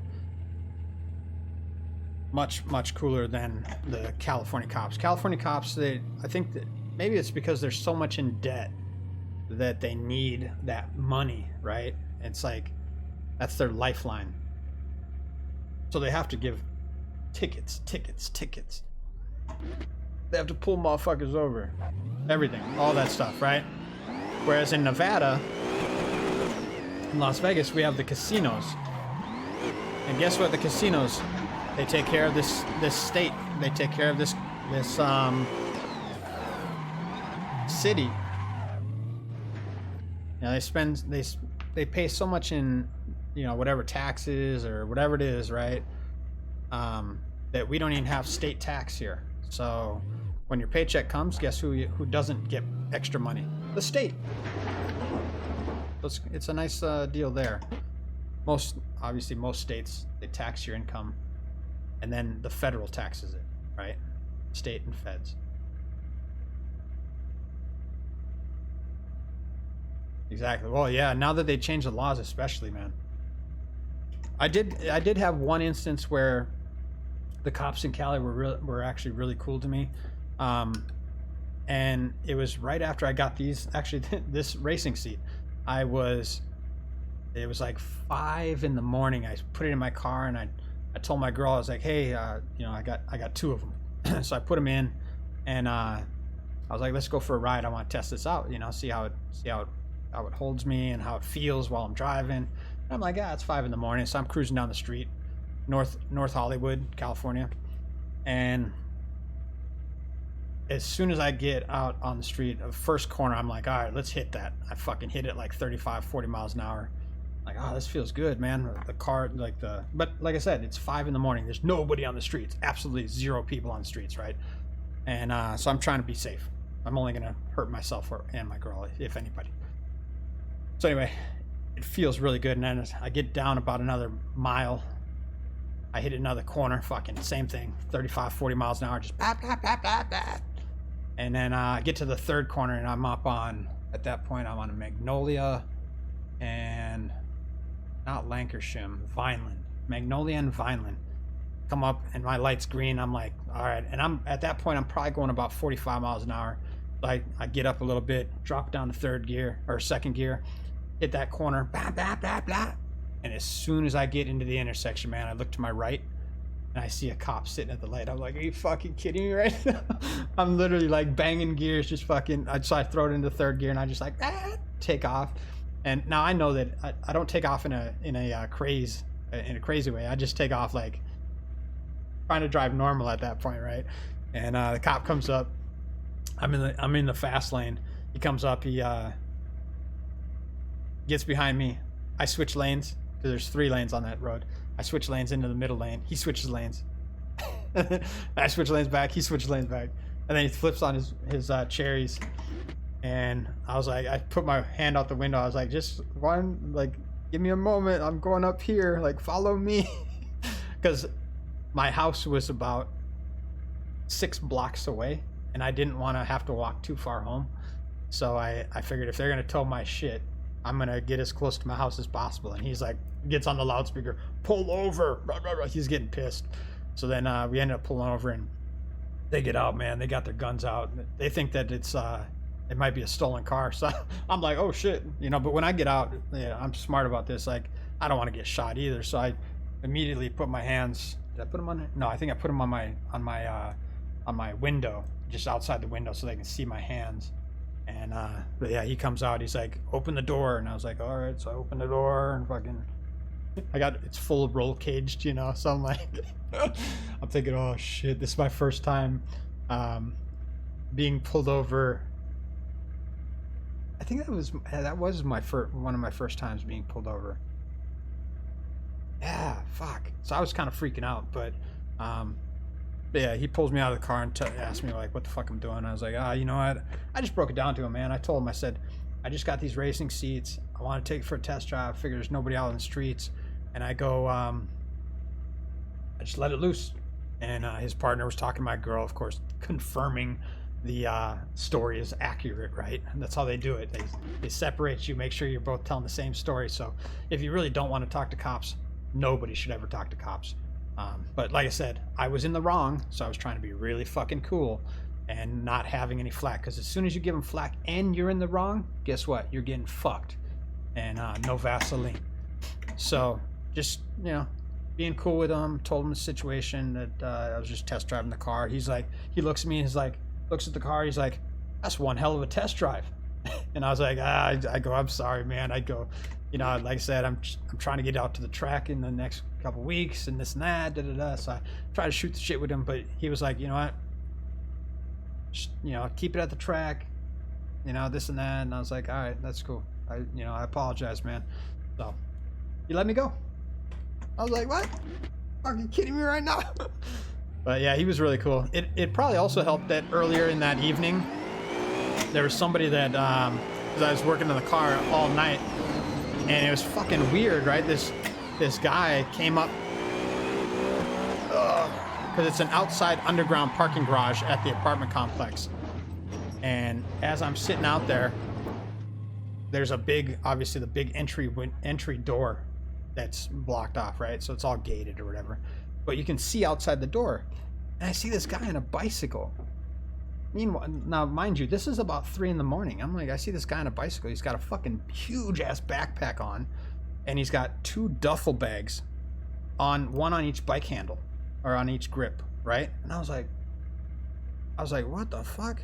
So I look over there, and all of a sudden he immediately starts taking off. Like, so I kind of chase him around and or chase him down the block a little bit to see what the fuck's going on.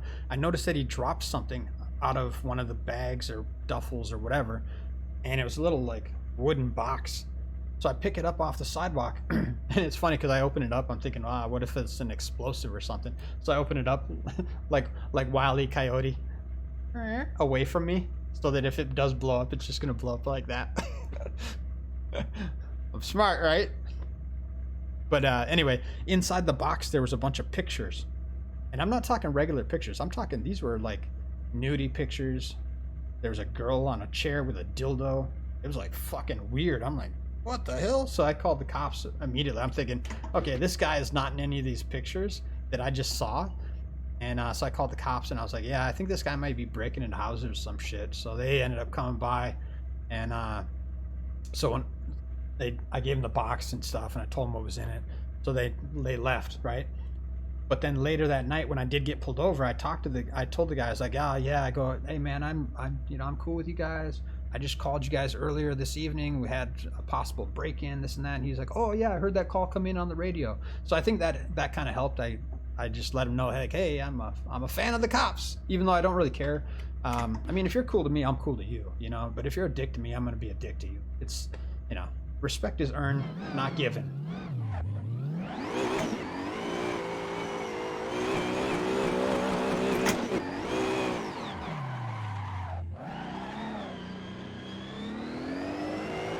But yeah, I still can't believe I got out of that straight sideways at like 45, 50 miles an hour, bro. Just like fucking blah, blah, blah. That shit was hilarious. I was like, oh, fuck. You know how your heart just fucking sinks into or jumps up into your throat, and you're like, no, please. But that was still when I had the SR. I was just trying to finish the build, the car build.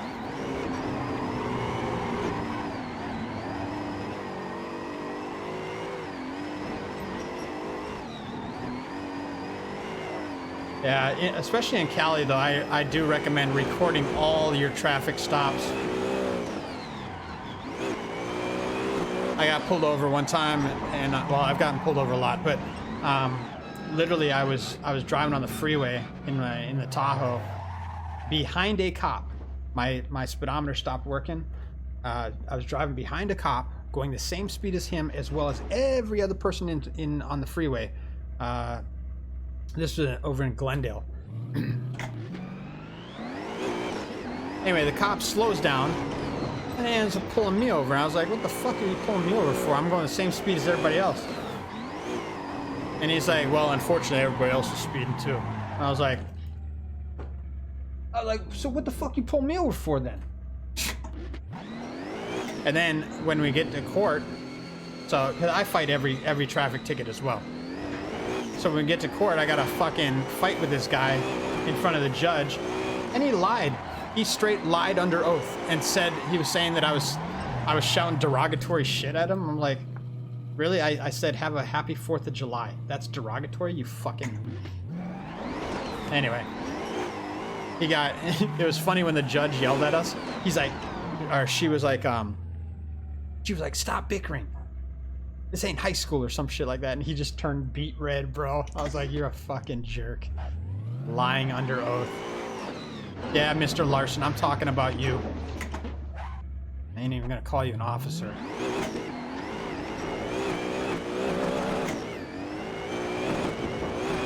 Yeah, and then he tried to arrest me for not signing the ticket, but I never refused to sign the ticket. I just said I was asking him a question about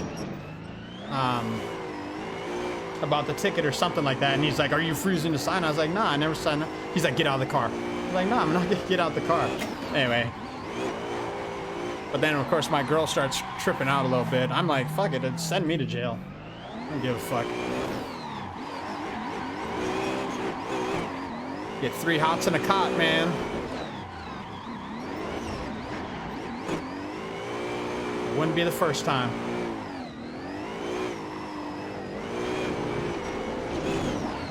It's just the principle, man. It's like when people pull some fucking bullshit and lie about stuff, and like, I don't like those people. I really don't. It's like, now granted, I've probably said some stuff and not pulled through on it, you know, but I'm not gonna fucking lie to you.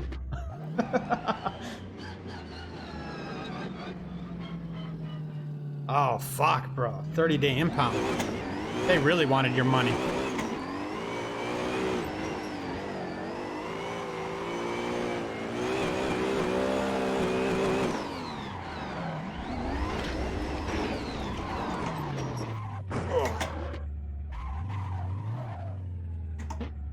Yeah, I've been pretty fortunate. Like I said, in Las Vegas now, since I moved out here about, well, a little while ago anyway.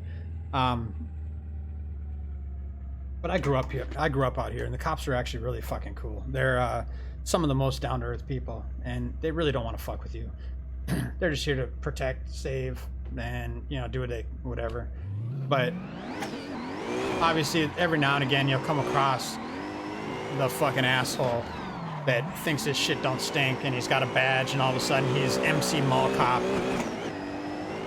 But they want to harass you, so you do get those people every now and again. But for the most part, they're pretty fucking cool. They don't fuck with you, kind of just leave you alone.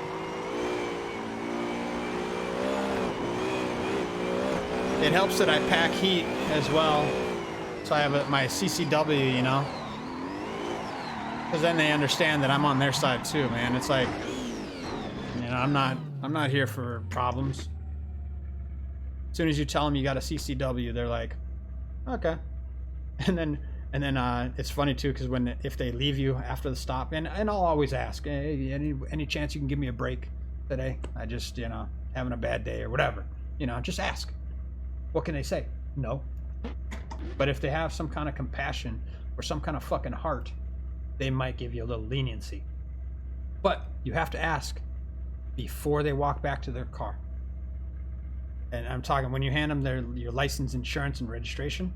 That's when you ask, hey, any chance you can give me a little break on this today? And say nice. Like I said, if you're in the wrong,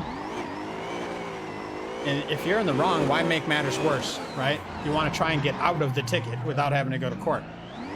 So just be nice, ask politely, listen to their commands. They tell you to do something, as long as it ain't like, hey, suck my dick. But if they ask you, hey, step out the car, step out the fucking car. Just do what they ask. I mean,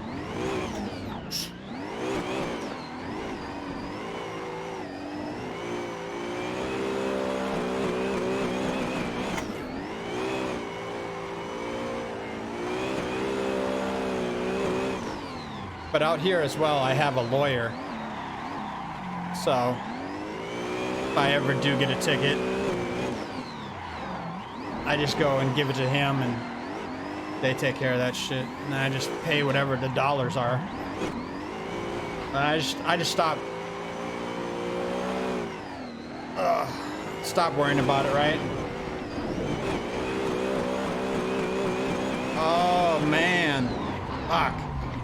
I probably could have let it slide out there a little bit. I was trying to get the ass to go a little bit out.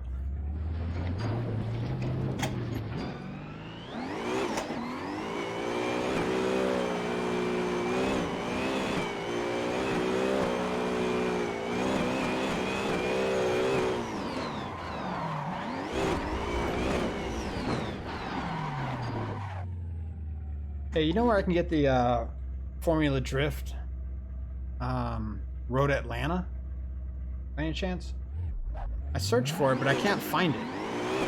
So I don't know if it's like hidden or if there's... if I'm just not doing it right, I don't know.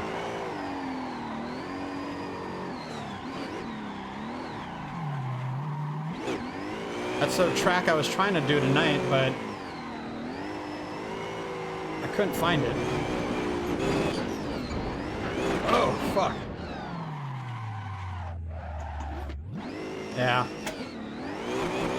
Yeah, it said it was at race department. Then when I clicked on it, it was... I don't know. Or maybe I got sidetracked and then fucking... Sometimes that happens too. I start searching for shit and then I see something else. And I'm like, oh, wait. Yeah, I gotta do this. And then I...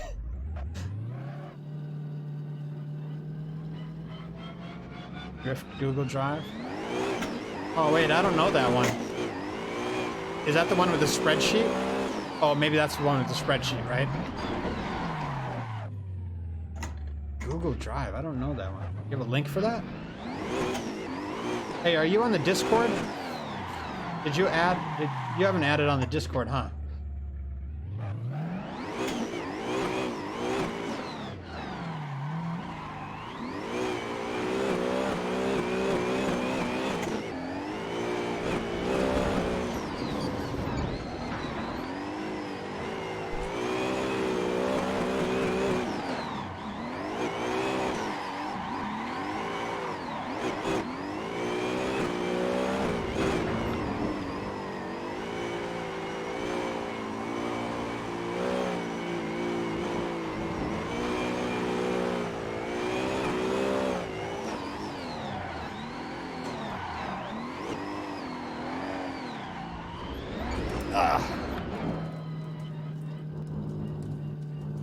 Yeah, okay. I'll have to look at it then. Oh, fuck, you know what? I didn't even think about that. I didn't even think about looking at the spreadsheet.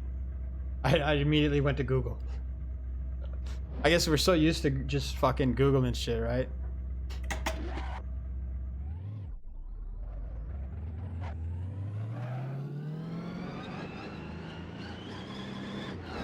Oh, that's not what I meant to do.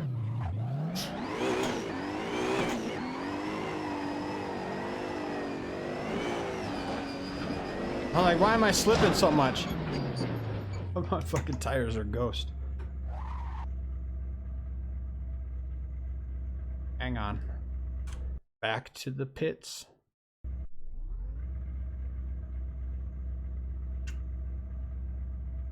No tires.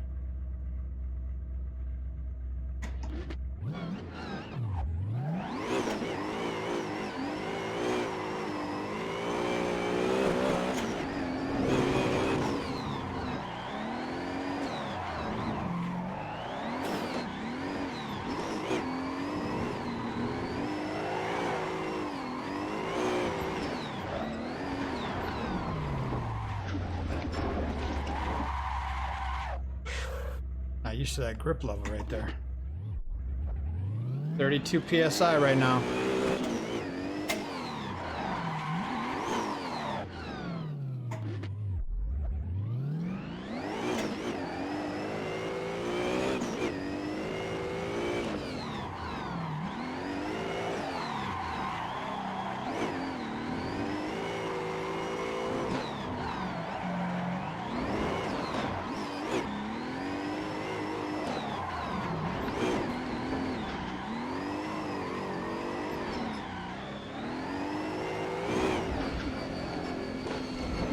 Damn, how did I get that far offline? Holy fuck. I'm like, bro.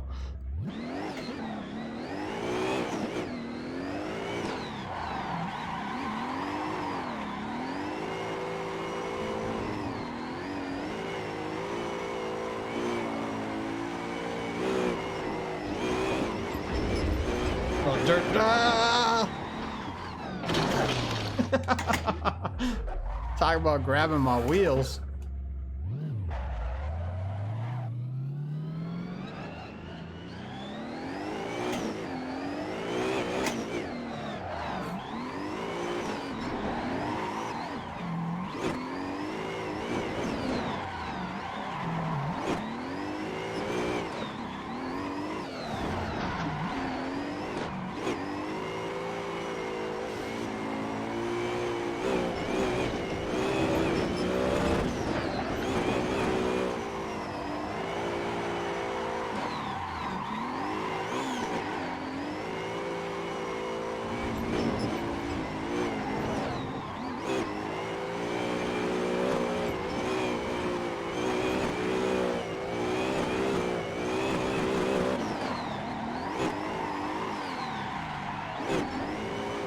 Been a little off today. I don't know if it's kind of because I'm kind of tired or just noticed the drifting isn't as good as it has been in the last few. Maybe it's because I'm hungry too. I literally woke up and then I fucking jumped online, so.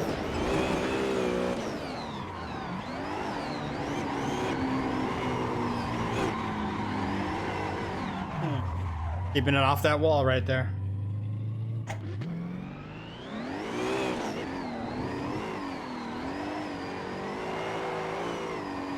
Come on, baby. Super manjis.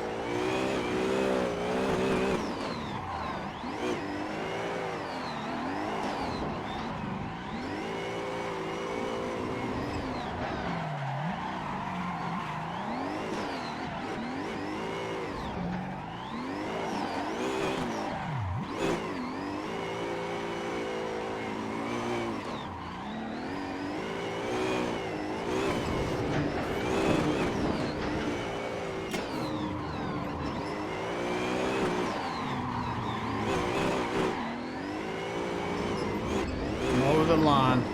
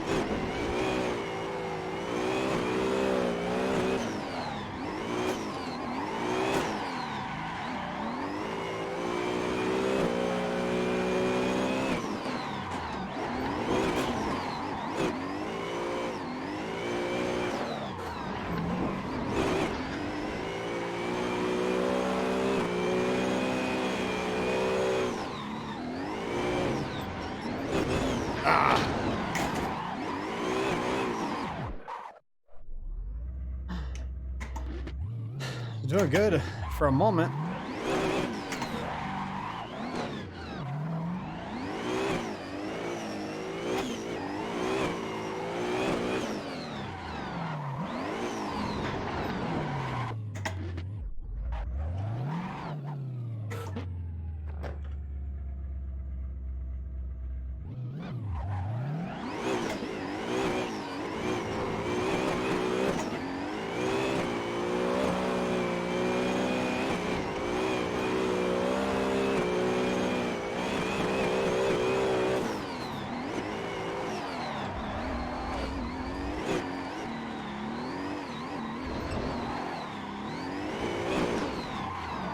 That was not the prettiest corner.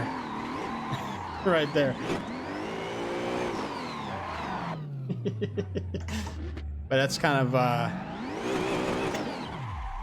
what did I fucking... Yeah, that corner is just kind of odd. It's like a like a half flat corner, if you know what I'm talking about.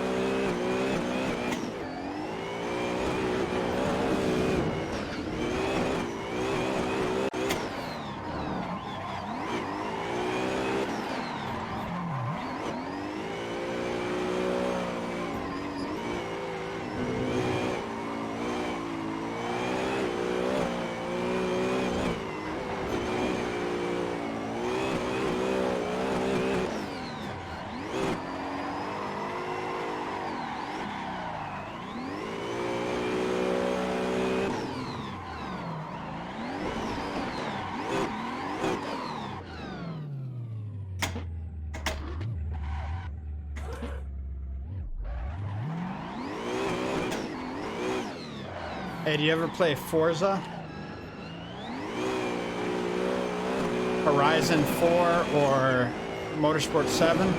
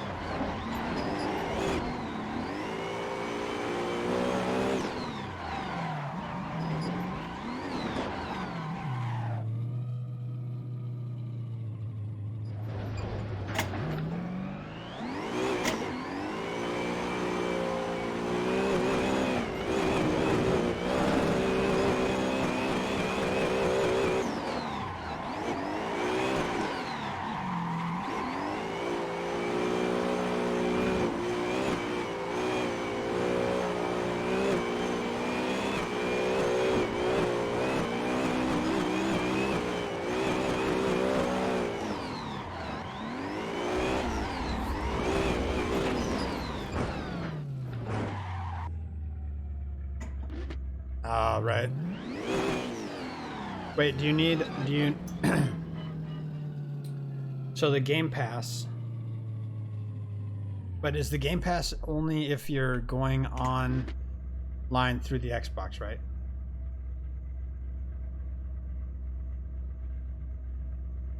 Because when I first built this rig, I bought the Game Pass for a year, and I ended up not using it, obviously.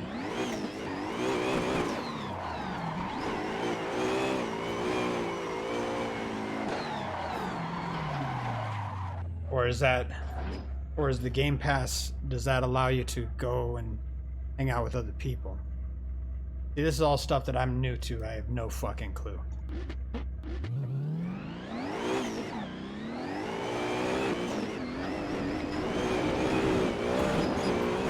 It's funny, when I asked the lady at the store at Best Buy, she goes, "Oh yeah, my boyfriend, he needs it. He uses it to get online." And I was like, "Oh, okay, so I might need it."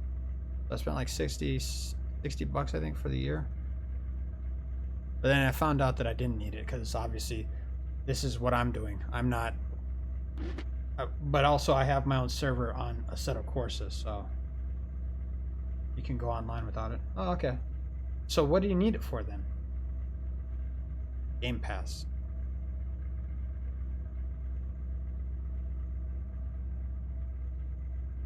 Oh. What am I talking about?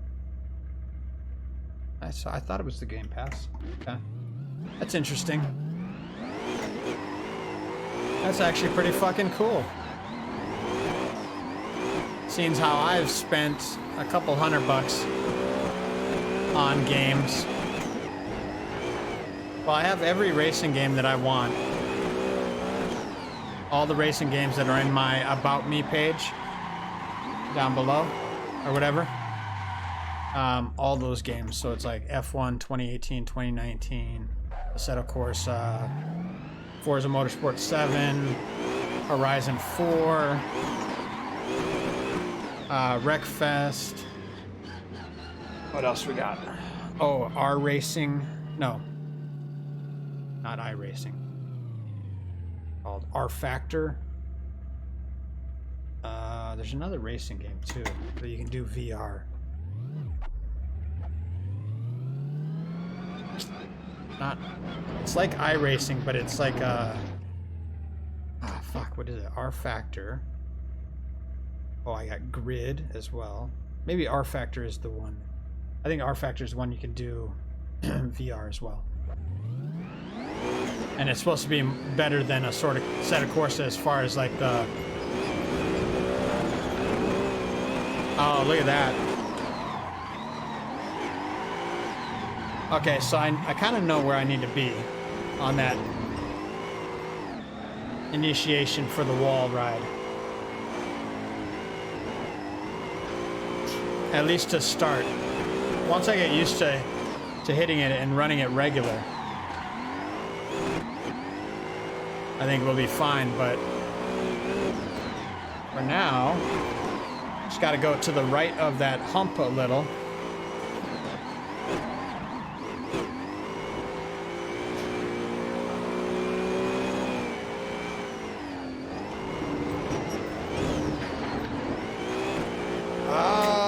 I need the e-brake right there.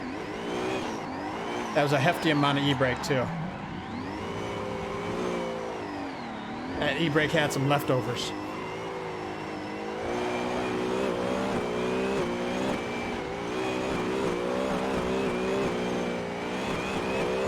Oh, look at that fucking...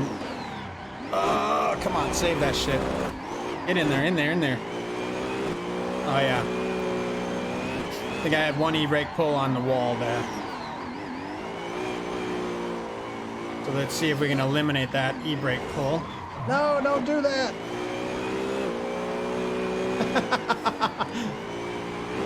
Doing so good.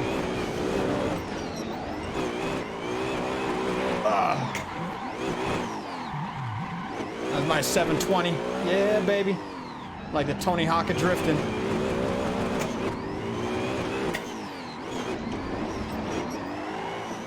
Speaking of Tony Hawk, one day I was doing a photo shoot, and one day I was, oh yeah, I have dirt, R Factor 2. Is that the one I have? Yeah, R Factor 2, Dirt 2, F1. Okay. Yeah, so I have all those as well, and I also have Dirt 4, Dirt Rally. Oh, so I don't have Dirt 2. I have Dirt Rally 1 and 2, and I have Dirt 4. And then Grid, the newest Grid, which is actually pretty cool too. But like I said, I'm trying to get used to this. We're doing some drifting for now. I'll eventually get into some Forza. I've had the game for about a year and I've never played it. Like it's silly. But I basically just bought all these games online. And, well, actually those two, the Forza games I bought on at Best Buy, but most of the games, this is before I knew about Steam, before I knew about Steam, so I am just buying the games from the store. But then once I found out about Steam, I was like, why wouldn't you?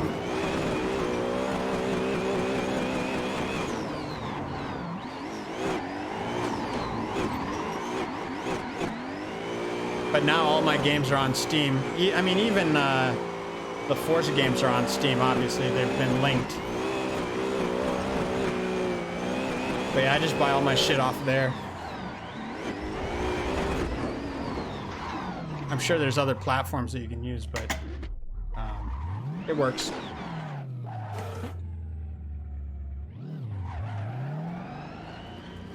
Yeah. I just bought the controller for the PC, so I'll have that on Saturday.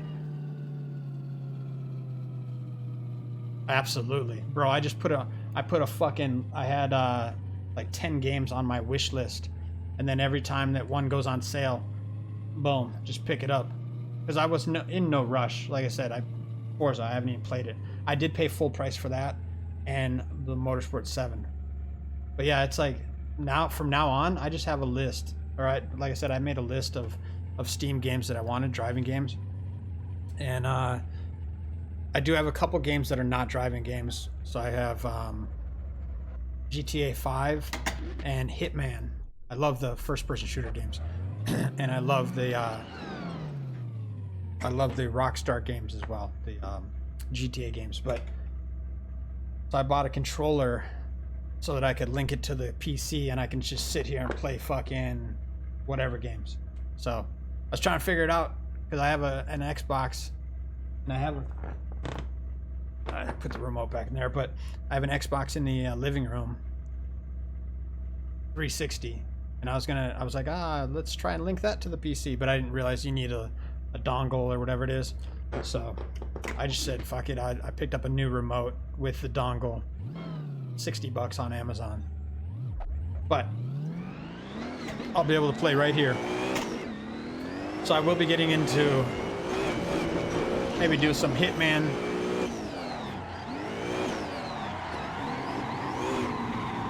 But it will, what I'm basically saying is I will not be limited to driving games anymore.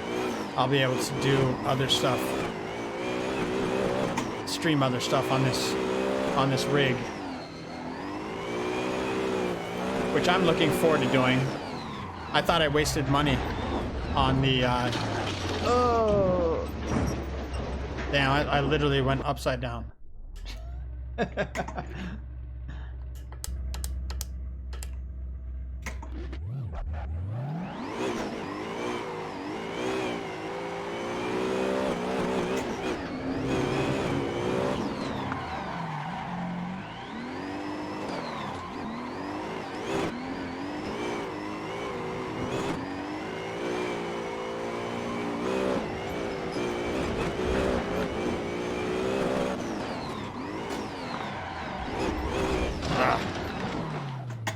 Saw that coming a mile away.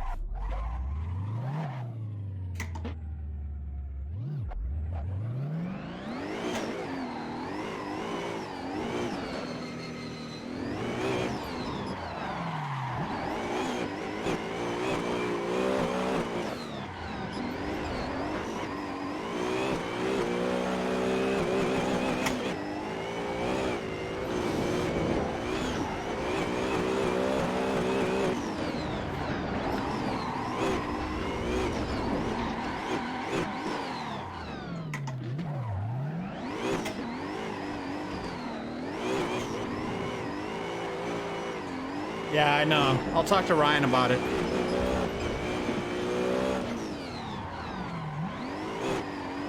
But I think because they linked up with Forza, so they kind of just are collaborating with them. I think it's just too much money for them. Think about how much money it is to build and make a game. So, not every game, I'm sure, but it ain't fucking cheap, that's for sure. But yeah, so they linked up with Forza, and a few of the guys had their cars built for the game, and then of course they did the Formula Drift Race Pack or Drift Pack or something like that.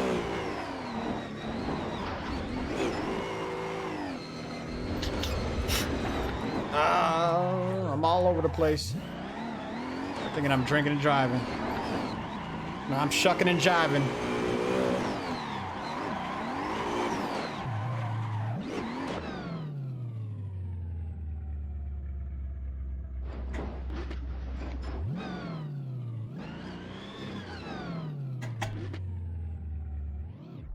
Yeah, I got a couple, a couple of the drivers got their cars up on there, so pretty cool. Makes me jealous, though. I want my car on the game. So I guess I just have to go pro and get my car up on that shit.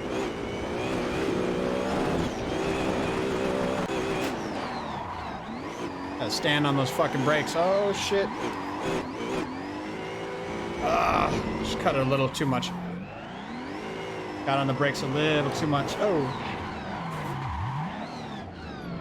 Yeah, it's weird. I downloaded some of the Formula Drift cars for this game, and I did them a while back, and I didn't know. I don't remember where I got them from exactly, but for some reason they won't work.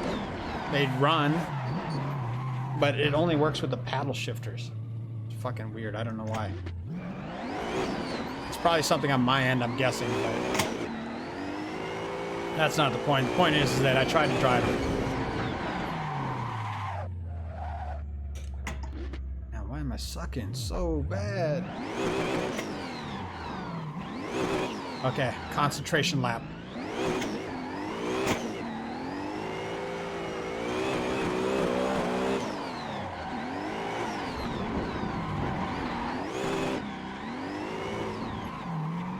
Alright, here we go. Third gear, no e-brake.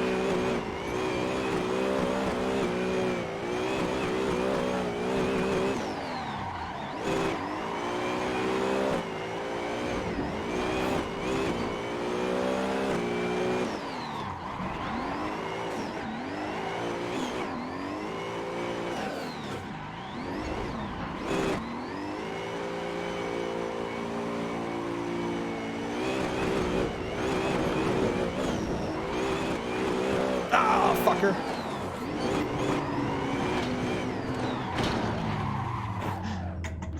I actually hit it right where I wanted to on that jump. Then I fucking wall tapped.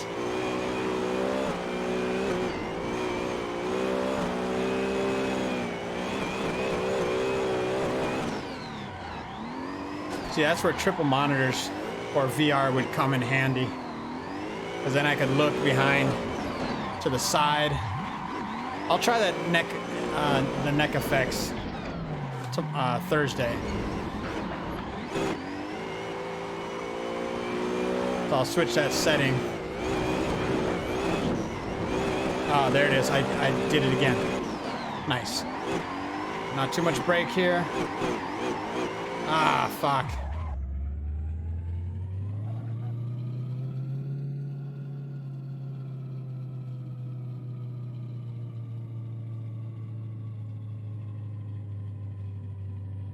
That makes sense. That absolutely makes sense. Okay.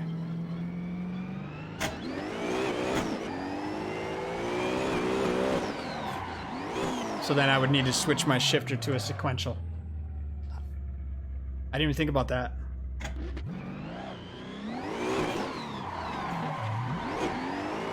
But yeah, that's very plausible and makes complete sense.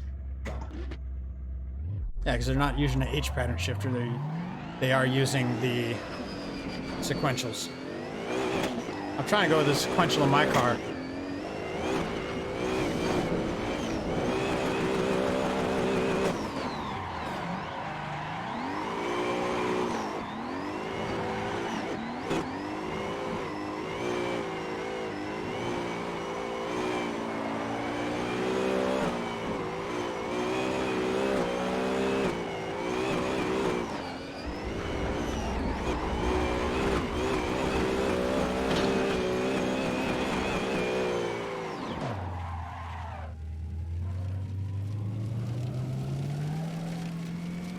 Yeah, I think next year I'll probably end up going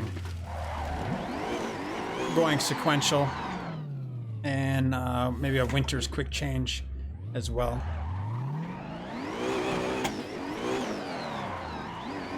You know, we were just talking about building up. I don't know what's expensive. You know, back in the day when I was younger, things for me were expensive.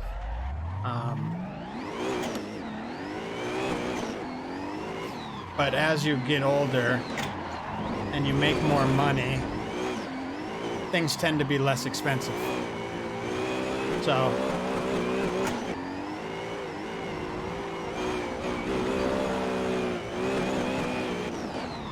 expense is relative to the person, because Brad Pitt ain't worrying about a fucking $6,000 sequential gearbox, right? Now, somebody else might. I'm not Brad Pitt. That's not what I'm saying. I'm saying that people that have money, they don't worry about $6,000 for a sequential, $12,000 for a sequential, whatever you're gonna try and go with, right? It's like, so price is relative to the consumer. Or expensive, I should say. So it's hard for me to say, all I'm saying is it's hard for me to say what is expensive and what is not. Because I talked to the guy over there about the sequentials, and I think he's saying they're like refurbished 4,000 or 4,500, something like that, 5,000. So, but a brand new one is like 6,500. So do you spend the extra 2,000 and get the brand new one, or do you get the rebuilt one with a little warranty on it, whatever, and maybe do some gear change or another gear set? So I myself, I don't think $5,000 is a lot for a trans. If you think about it, the T56 was what, 1,500 bucks for a T56. So if I sell that, that's minus 1,500, and then I just take that and I put it towards the other, and then if I can lock in a little sponsorship, maybe I can get a little discount off of that. So let's say instead of 5,000, let's say I get it for 4,000, right? So then all I need is $2,500 more. So if I sell the T56, so. Which is also doable. I guess the point I'm trying to make is anything is possible. But yeah, they are, I guess, a little spendy. I just look at it as in the end result. So I don't look at the price tag necessarily. I mean, obviously I do, but I don't look at it in terms of I can't afford it. I'm like, okay, is it worth it for me to purchase it? That's maybe a better way to look at it, because I don't want to sound arrogant either. I don't have a lot of money, but I just know that if I want to have certain things, then you got to maybe work a little harder to get them. That's all. That's all I'm saying.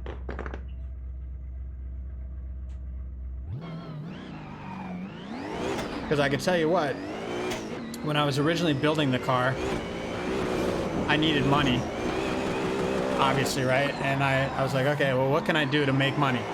Because I needed, I forget what it was, like $2,000 extra in, or $2,500 extra in like 2 months or 3 months or some shit like that, right? To finish the car. And I was like, okay, well, what can I do to make that money? Because my job wasn't paying me that. So I went out and I got a job as a Lyft driver, and I drove Lyft for 2 months. I made $2,500 or $3,000, whatever the fuck it was. And I went and got whatever the products, I forget what it was. I think it was the racing seats that I was trying to get or something like that. Which I ended up paying like $2,600 for both the racing seats. But just went out and drove Lyft for 2 months, made my $3,000. Called it a day, never drove Lyft again, and got the seats. So, you know, it's like people out there nowadays, they're trying to like, oh, I want free money or whatever the fuck it was, whatever the fuck it is, right? Student loan debts. It's like, just go get a fucking job. Go get another job. Quit crying about shit. It's like, I grew up poor, man. I grew up poor. We didn't have a lot of money growing up. My mom worked 3 fucking jobs to put a roof over my head. Yeah, I used to eat at soup kitchens, fucking homeless shelters with those 14 years old. You know what I mean? It's like people talking about, oh, it's a lopsided system. It's only lopsided because you're telling yourself it's lopsided. Like, go out there and figure out what the fuck you want to do with your life, learn how to do it well, and then fucking do it and make good money at it.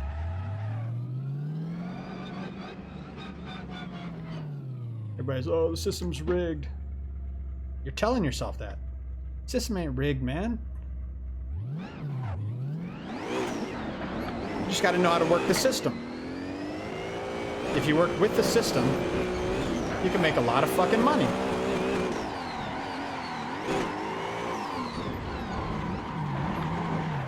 But if you always tell yourself, Hey, if somebody tells you, hey, go walk to the top of that fucking, walk to the top of that thing, right? Up to the top of that mountain. Can you walk up there? Oh, it's impossible. To who? You just told yourself it's impossible. Now, we know it's impossible right now because it's digital. But in real life, you can walk up there. But there'll always be that person bringing that negative energy up in there. Be like, oh, you can't do that, or oh, this and that and this. Dude, you can do whatever the fuck you want. You put your mind to it. You put your feet, one foot in front of the other. You can do whatever the fuck you want. It don't matter. You can be a fucking astronaut if you want. Hey, speaking of which, NASA, they're hiring. Oh, there you go.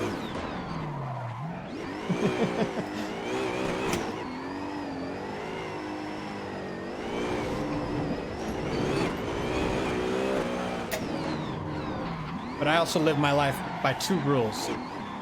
Two rules. Either you can make a change or you can't, right? And by this I mean, in your life there will be certain circumstances where you can either make a change to make it better or you can't, right? Or to make a difference. So, and I always give this example. My car got stolen when I first moved to LA. 3 months after I moved there, car stolen.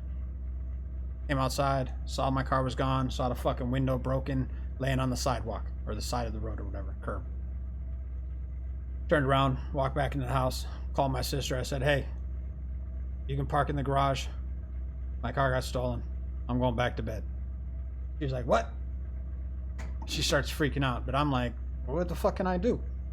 I ain't gonna go out and search for the person that stole it.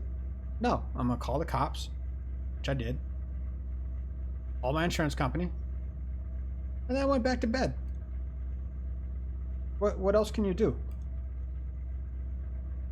Oh, bro, that'd be so dope. The Lunar Rover. It's funny to watch those videos of those guys cruising that thing around up there. But anyway, all I'm saying is that you have the power to do anything you want to do. It's mind over matter. And if it really matters, you'll put your mind to it and make some shit happen. I've been thinking outside the box since 1973, folks. If you're an in-the-box thinker, well, consider yourself like everybody else, or most everybody else. The people that are outside the box thinkers are people like Einstein, Elon Musk, I mean, Bill Gates, you know, all these other people that have done great things. Those are the outside the box thinkers.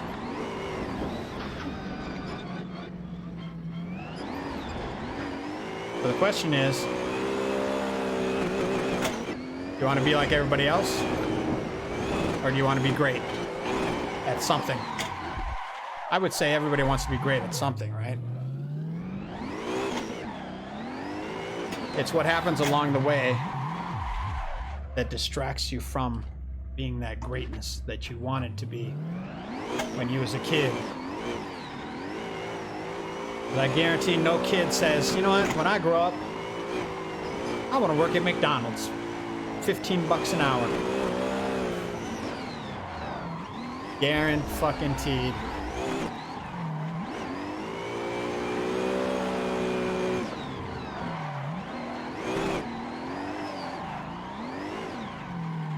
So the question then becomes,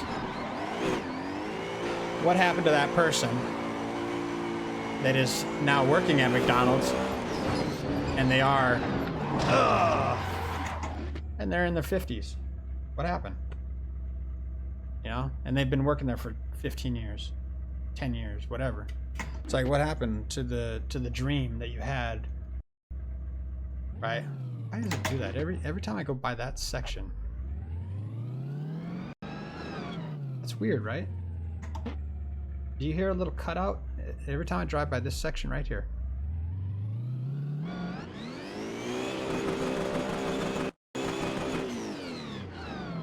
fucking weird.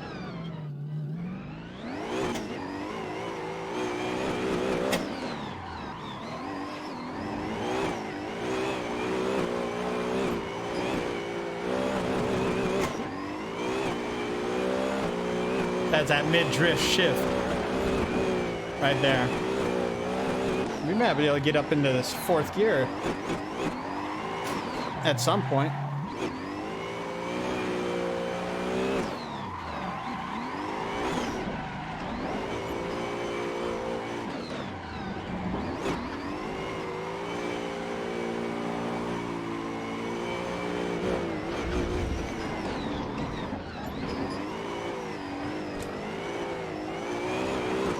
Keeping it off the wall though. Trying that fucking heel toe shit. I can't do that.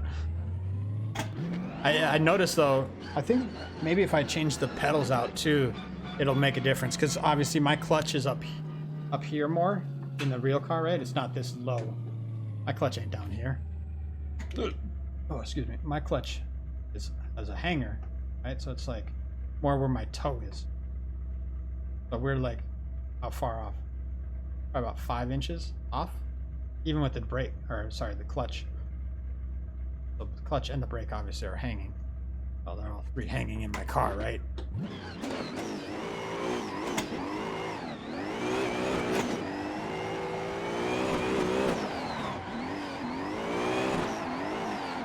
But what I'm saying is, it just feels a little different. So it's hard to do the heel toe when they're parallel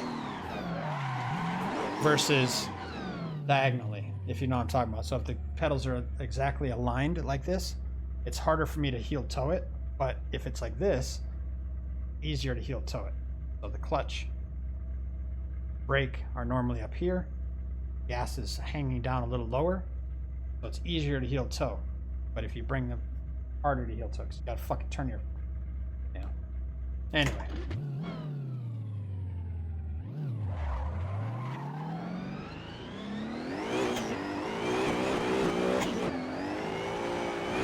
Couple more laps, I'm gonna be cutting out of here. Call it a night. I'm getting that wall ride down. I just gotta practice a little more on Ebisu, or on Minami.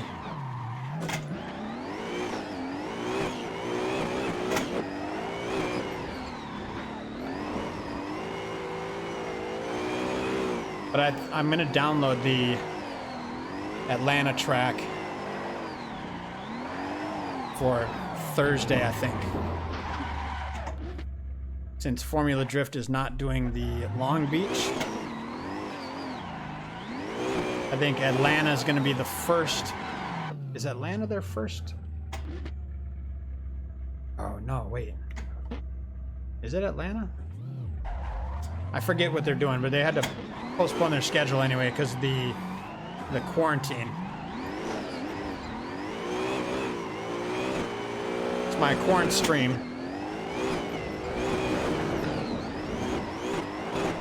Oh, I'll save that. You notice how you fucking wall tap it, right?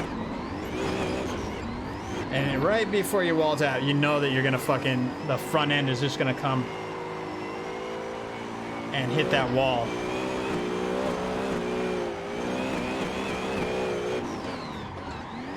Oh, too much time on my hands. Take me away, take me away. Come on, baby. Second gear. Whipping it. Keeping it.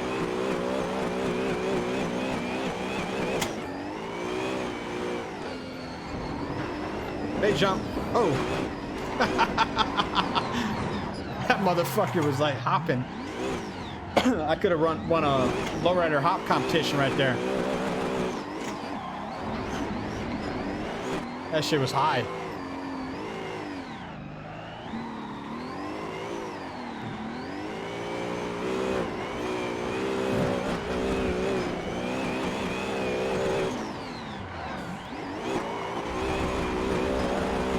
I did, oh fuck. I was just gonna say I fucking saved it, but then I lost it right at the end. Come on, boys.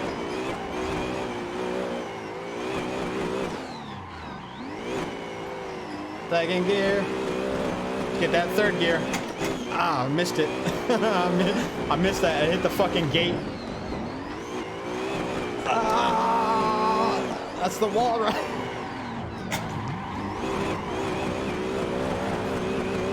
Yeah, just doing a little 360 here. No big deal, you know.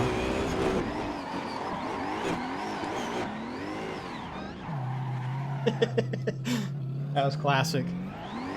Just try and stick with it, you know?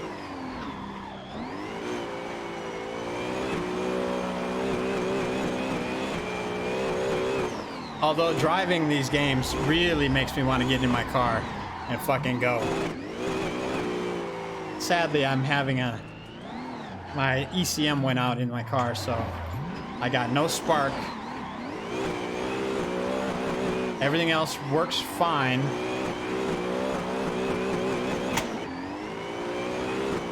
But yeah, I gotta change the ECM out, which is fine. I mean, it's all right. It was a stock. It's the stock ECM that took a shit, so I upgraded to the Holley Terminator X. Terminator X. If you're familiar with Holley's ECMs.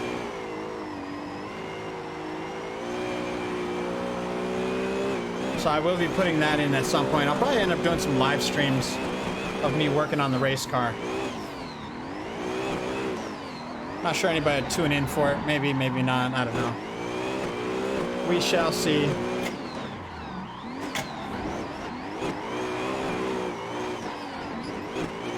But yeah, it's definitely something, and maybe I'll live stream those over on YouTube. Well, I guess I could do all three, huh?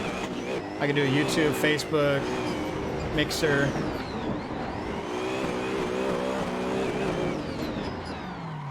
Vimeo. I just got to do that restream. I've been kind of researching a little bit. Yeah, absolutely.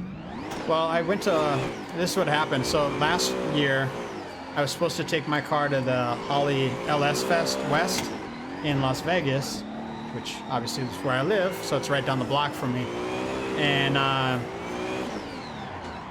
went to start the car. Well, actually, the Drift League is when it's first started happening, right? Car overheated. I got the car cooled off, put some water back, or not some water. Well, yeah, water. Put some water back in the radiator, got it cooled down, whatever, and then went to start it, and it wouldn't start. I'm like, are you kidding me right now?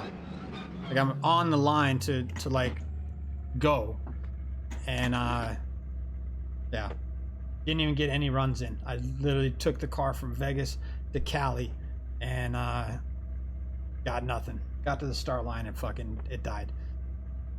So the ECM went out, and yeah, I haven't changed it out yet, but I went to LS Fest because I thought I got it fixed. The car was running, and then all of a sudden it did it again. So I talked to the people over at Holley.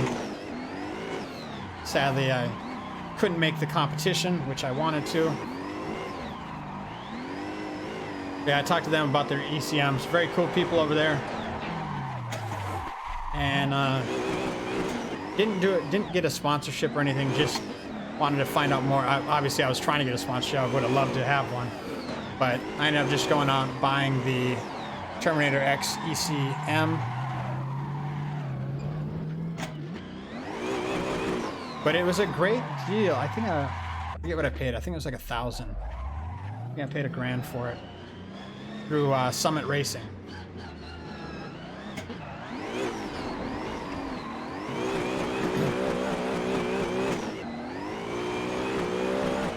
Next thing I'll be buying from them is a fire suppression system. The what is it? Safeco? I forget who makes it. Fire safe.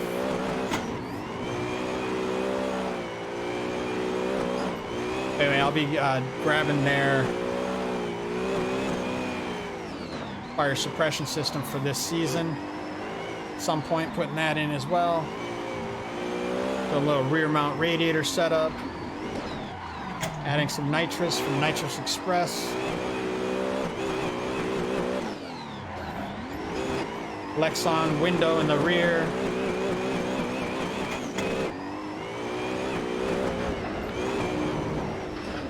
Maybe do some new rear side windows as well. I got a few things I gotta do. I got a digital dash I need to put in. I literally have probably 10 things that that I bought for the car and never put them on, or I got as a sponsorship and I never put them on. So it's not that I didn't want to put them on. It's just it was finding the time to do it, since I was working at the time and trying to like juggle working, drifting, and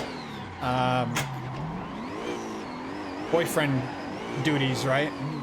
Gotta be the good boyfriend. Yeah, the things that didn't get done. Well, the plan now is to do it this year. Try to go pro. That's the fucking goal, right? That is the goal.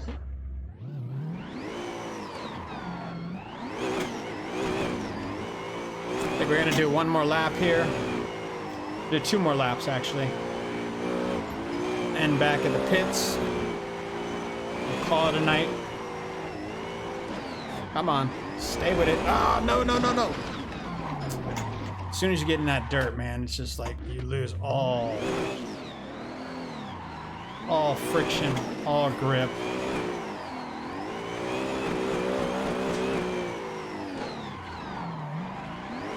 Hopefully also I can get this fucking wheel working.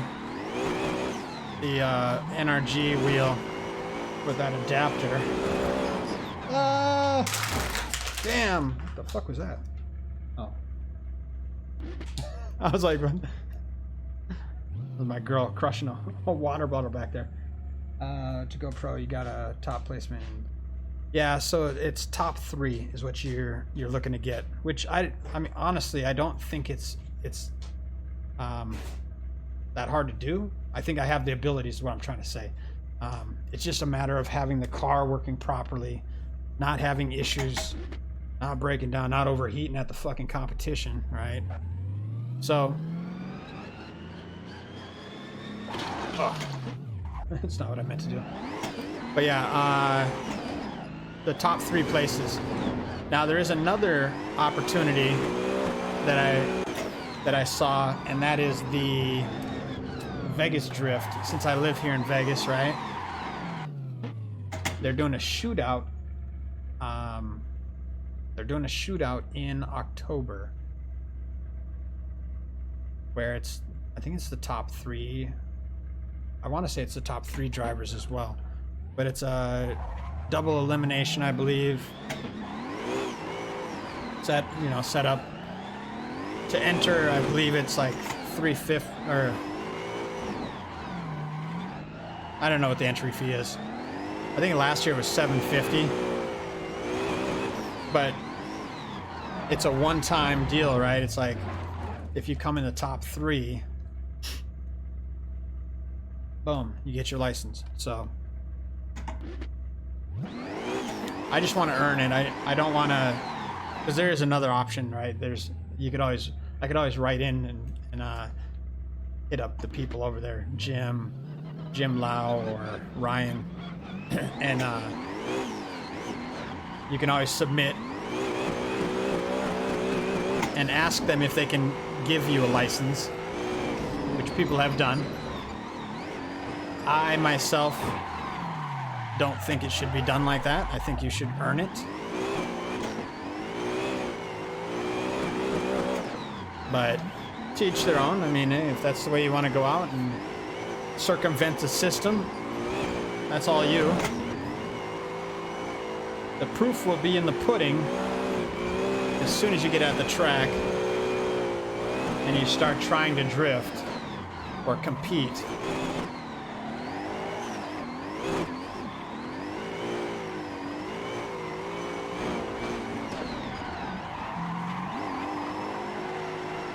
I know some people that have written in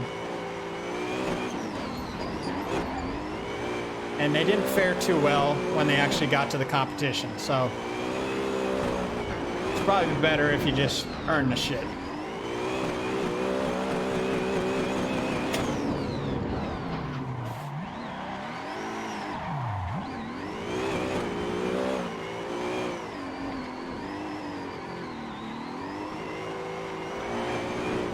Otherwise, it's like you're just buying your way in, essentially.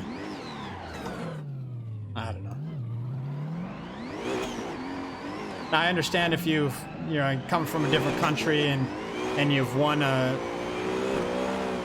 something out there or whatever, because I know that there's some drivers that have done it that way, right? And they end up going to pro status. But if you've never won a competition, you may have competed a few times, but let's say you've never won a competition, but yet you'll write into Formula Drift and you'll say, hey, can I get a pro license? And then they look at your Instagram and they're like, oh yeah, you have 100,000 followers. Yeah, sure, we'll give you a license. Here you go. And then you go to the competition and you're like this. Yeah. Oh, that's you at the competition.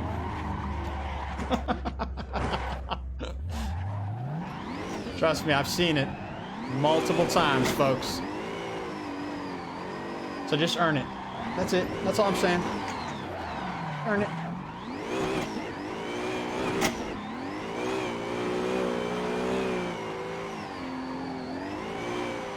Because I guarantee I could have wrote a letter in too and said, hey, can I get a pro license? And since I run a magazine or own a magazine and publicity and this and that, it's probably possible that I could have got a pro license, but I don't want to go out like that. I'd rather earn that shit, have that fucking trophy on my trophy stand.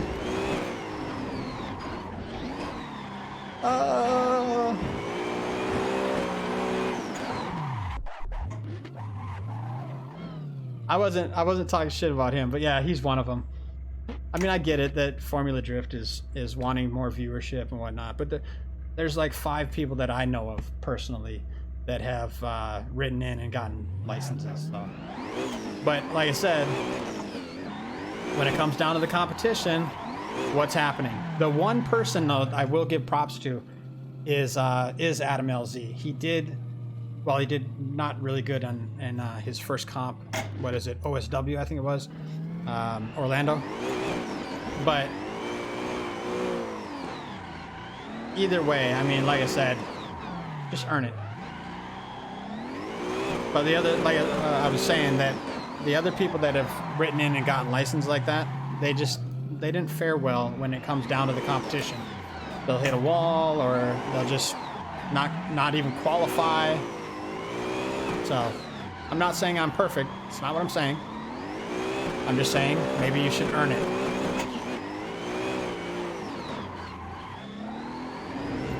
Otherwise, you're probably not meant to be there.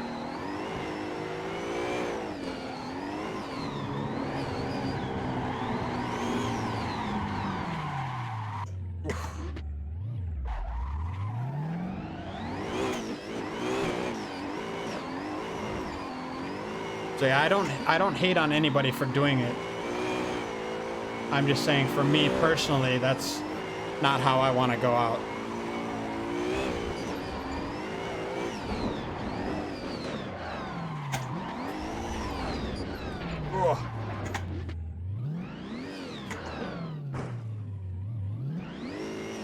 So even though, like, this year I missed the first round of competition for the Drift League, I'm like, okay, no big deal. Shit happens. Car's not ready. I got a few things that I need to do to it, like I was telling you, right?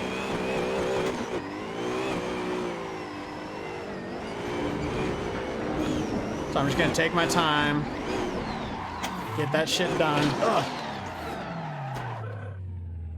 Just gonna take my time, get that shit done. Put the nitrous set up, rebuild the motor. The rebuilding of the motor is the hardest part, right? That's gonna take a couple weeks. I mean, you could technically do it in about a day or two. A few hours maybe, I don't know. If you're really dedicated. But since I need to get some machining work done, so I'm honing the cylinders so I can put those CP Carrillo pistons and rods in. So it's going to take a little longer. Obviously, I think the turnaround time for that is a couple days. So I should be able to pull the motor, rebuild it, get it back in the car in about 2 weeks. That's the plan anyway. And then add the nitrous, add the digital dash. What else? Rear mount radiator. Maybe we'll wait. I'll try to, if I can get it done before the next competition, or before the time I should say I'm ready to compete, then I'll do it. I may just fucking pull the car all apart and just do the whole thing. Just rebuild the whole thing. Yeah, I love CP Carrillo. And they are a sponsor, so they hooked me up with a set of the billet aluminum pistons and rods. Beautiful fucking set. On Thursday, I'll pull them out and I'll show you guys if you haven't seen them. I'll pull them out on the stream and you check them out. But yeah, they are beautiful. So I think mixed with those and then the nitrous kit, we should be pushing about 700 horsepower by the time the car's done, dynoed. Probably gonna do my own little street tune since I so this, oh, real quick before I take off, this is another thing that I did. Remember I was saying think outside the box. So originally when I built the car, I was gonna have somebody put the motor in because I didn't know anything about building motors or anything like that. So I was like, okay, I called Millennium Motorsports and I said, hey, how much to put, drop this motor in, this and that, da, da, da, da. I'll bring you all the parts. He's like, oh, it's gonna be like 4,000 or 3,500, something like that. And I was like, okay. I'm thinking I just paid I'm looking at 4,500 for the motor, right? So then I've got to buy a mount kit. The mount kit's going to be another 4,500, and then I got to pay this guy, 35 to 4,000. I'm like, I said, I'll just see how I can do it on my own. Since I was living in an apartment in LA with an underground parking garage, not really any place I could work on a motor. But then I said, well, where can I do it? Oh shit. Look at those manjis right there. No-handed manjis. That actually wasn't bad until the... So what I did, since I didn't have a garage I could work out of, I signed up for school. Los Angeles Trade Tech. I went over there, brought the car, rebuilt the motor. Then I brought the car, put it in as my final project. I graduated in 3 semesters with a degree in auto mechanics. And then after that, I was like, I want to learn how to dyno. So what I do? Went and took some fucking class on learning how to dyno a car. So now I know how to rebuild a motor. I know how to put the motor in. I know electronics. I know how to... all of it. I know how to dyno the car. So I saved myself a lot of money by doing this the way that I do it. It just sometimes it takes a little longer to get shit done. That's all. Alright, this is the last lap, folks. We're gonna call it a night after this. Let's make it good.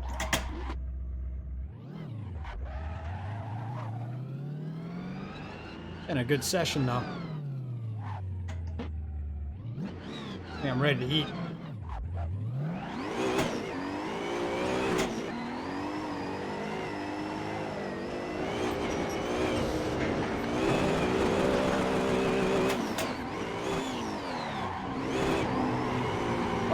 wide. We're wide. All right, we'll start it here.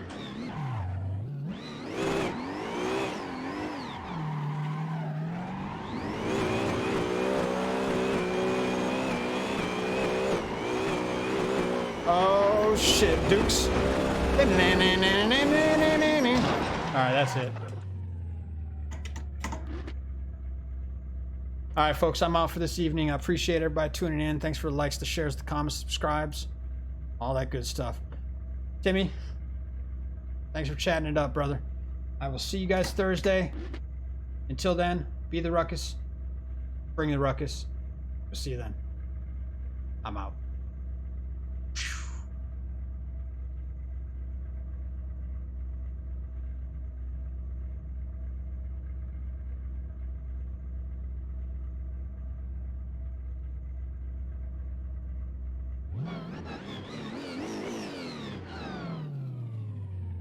You too, brother.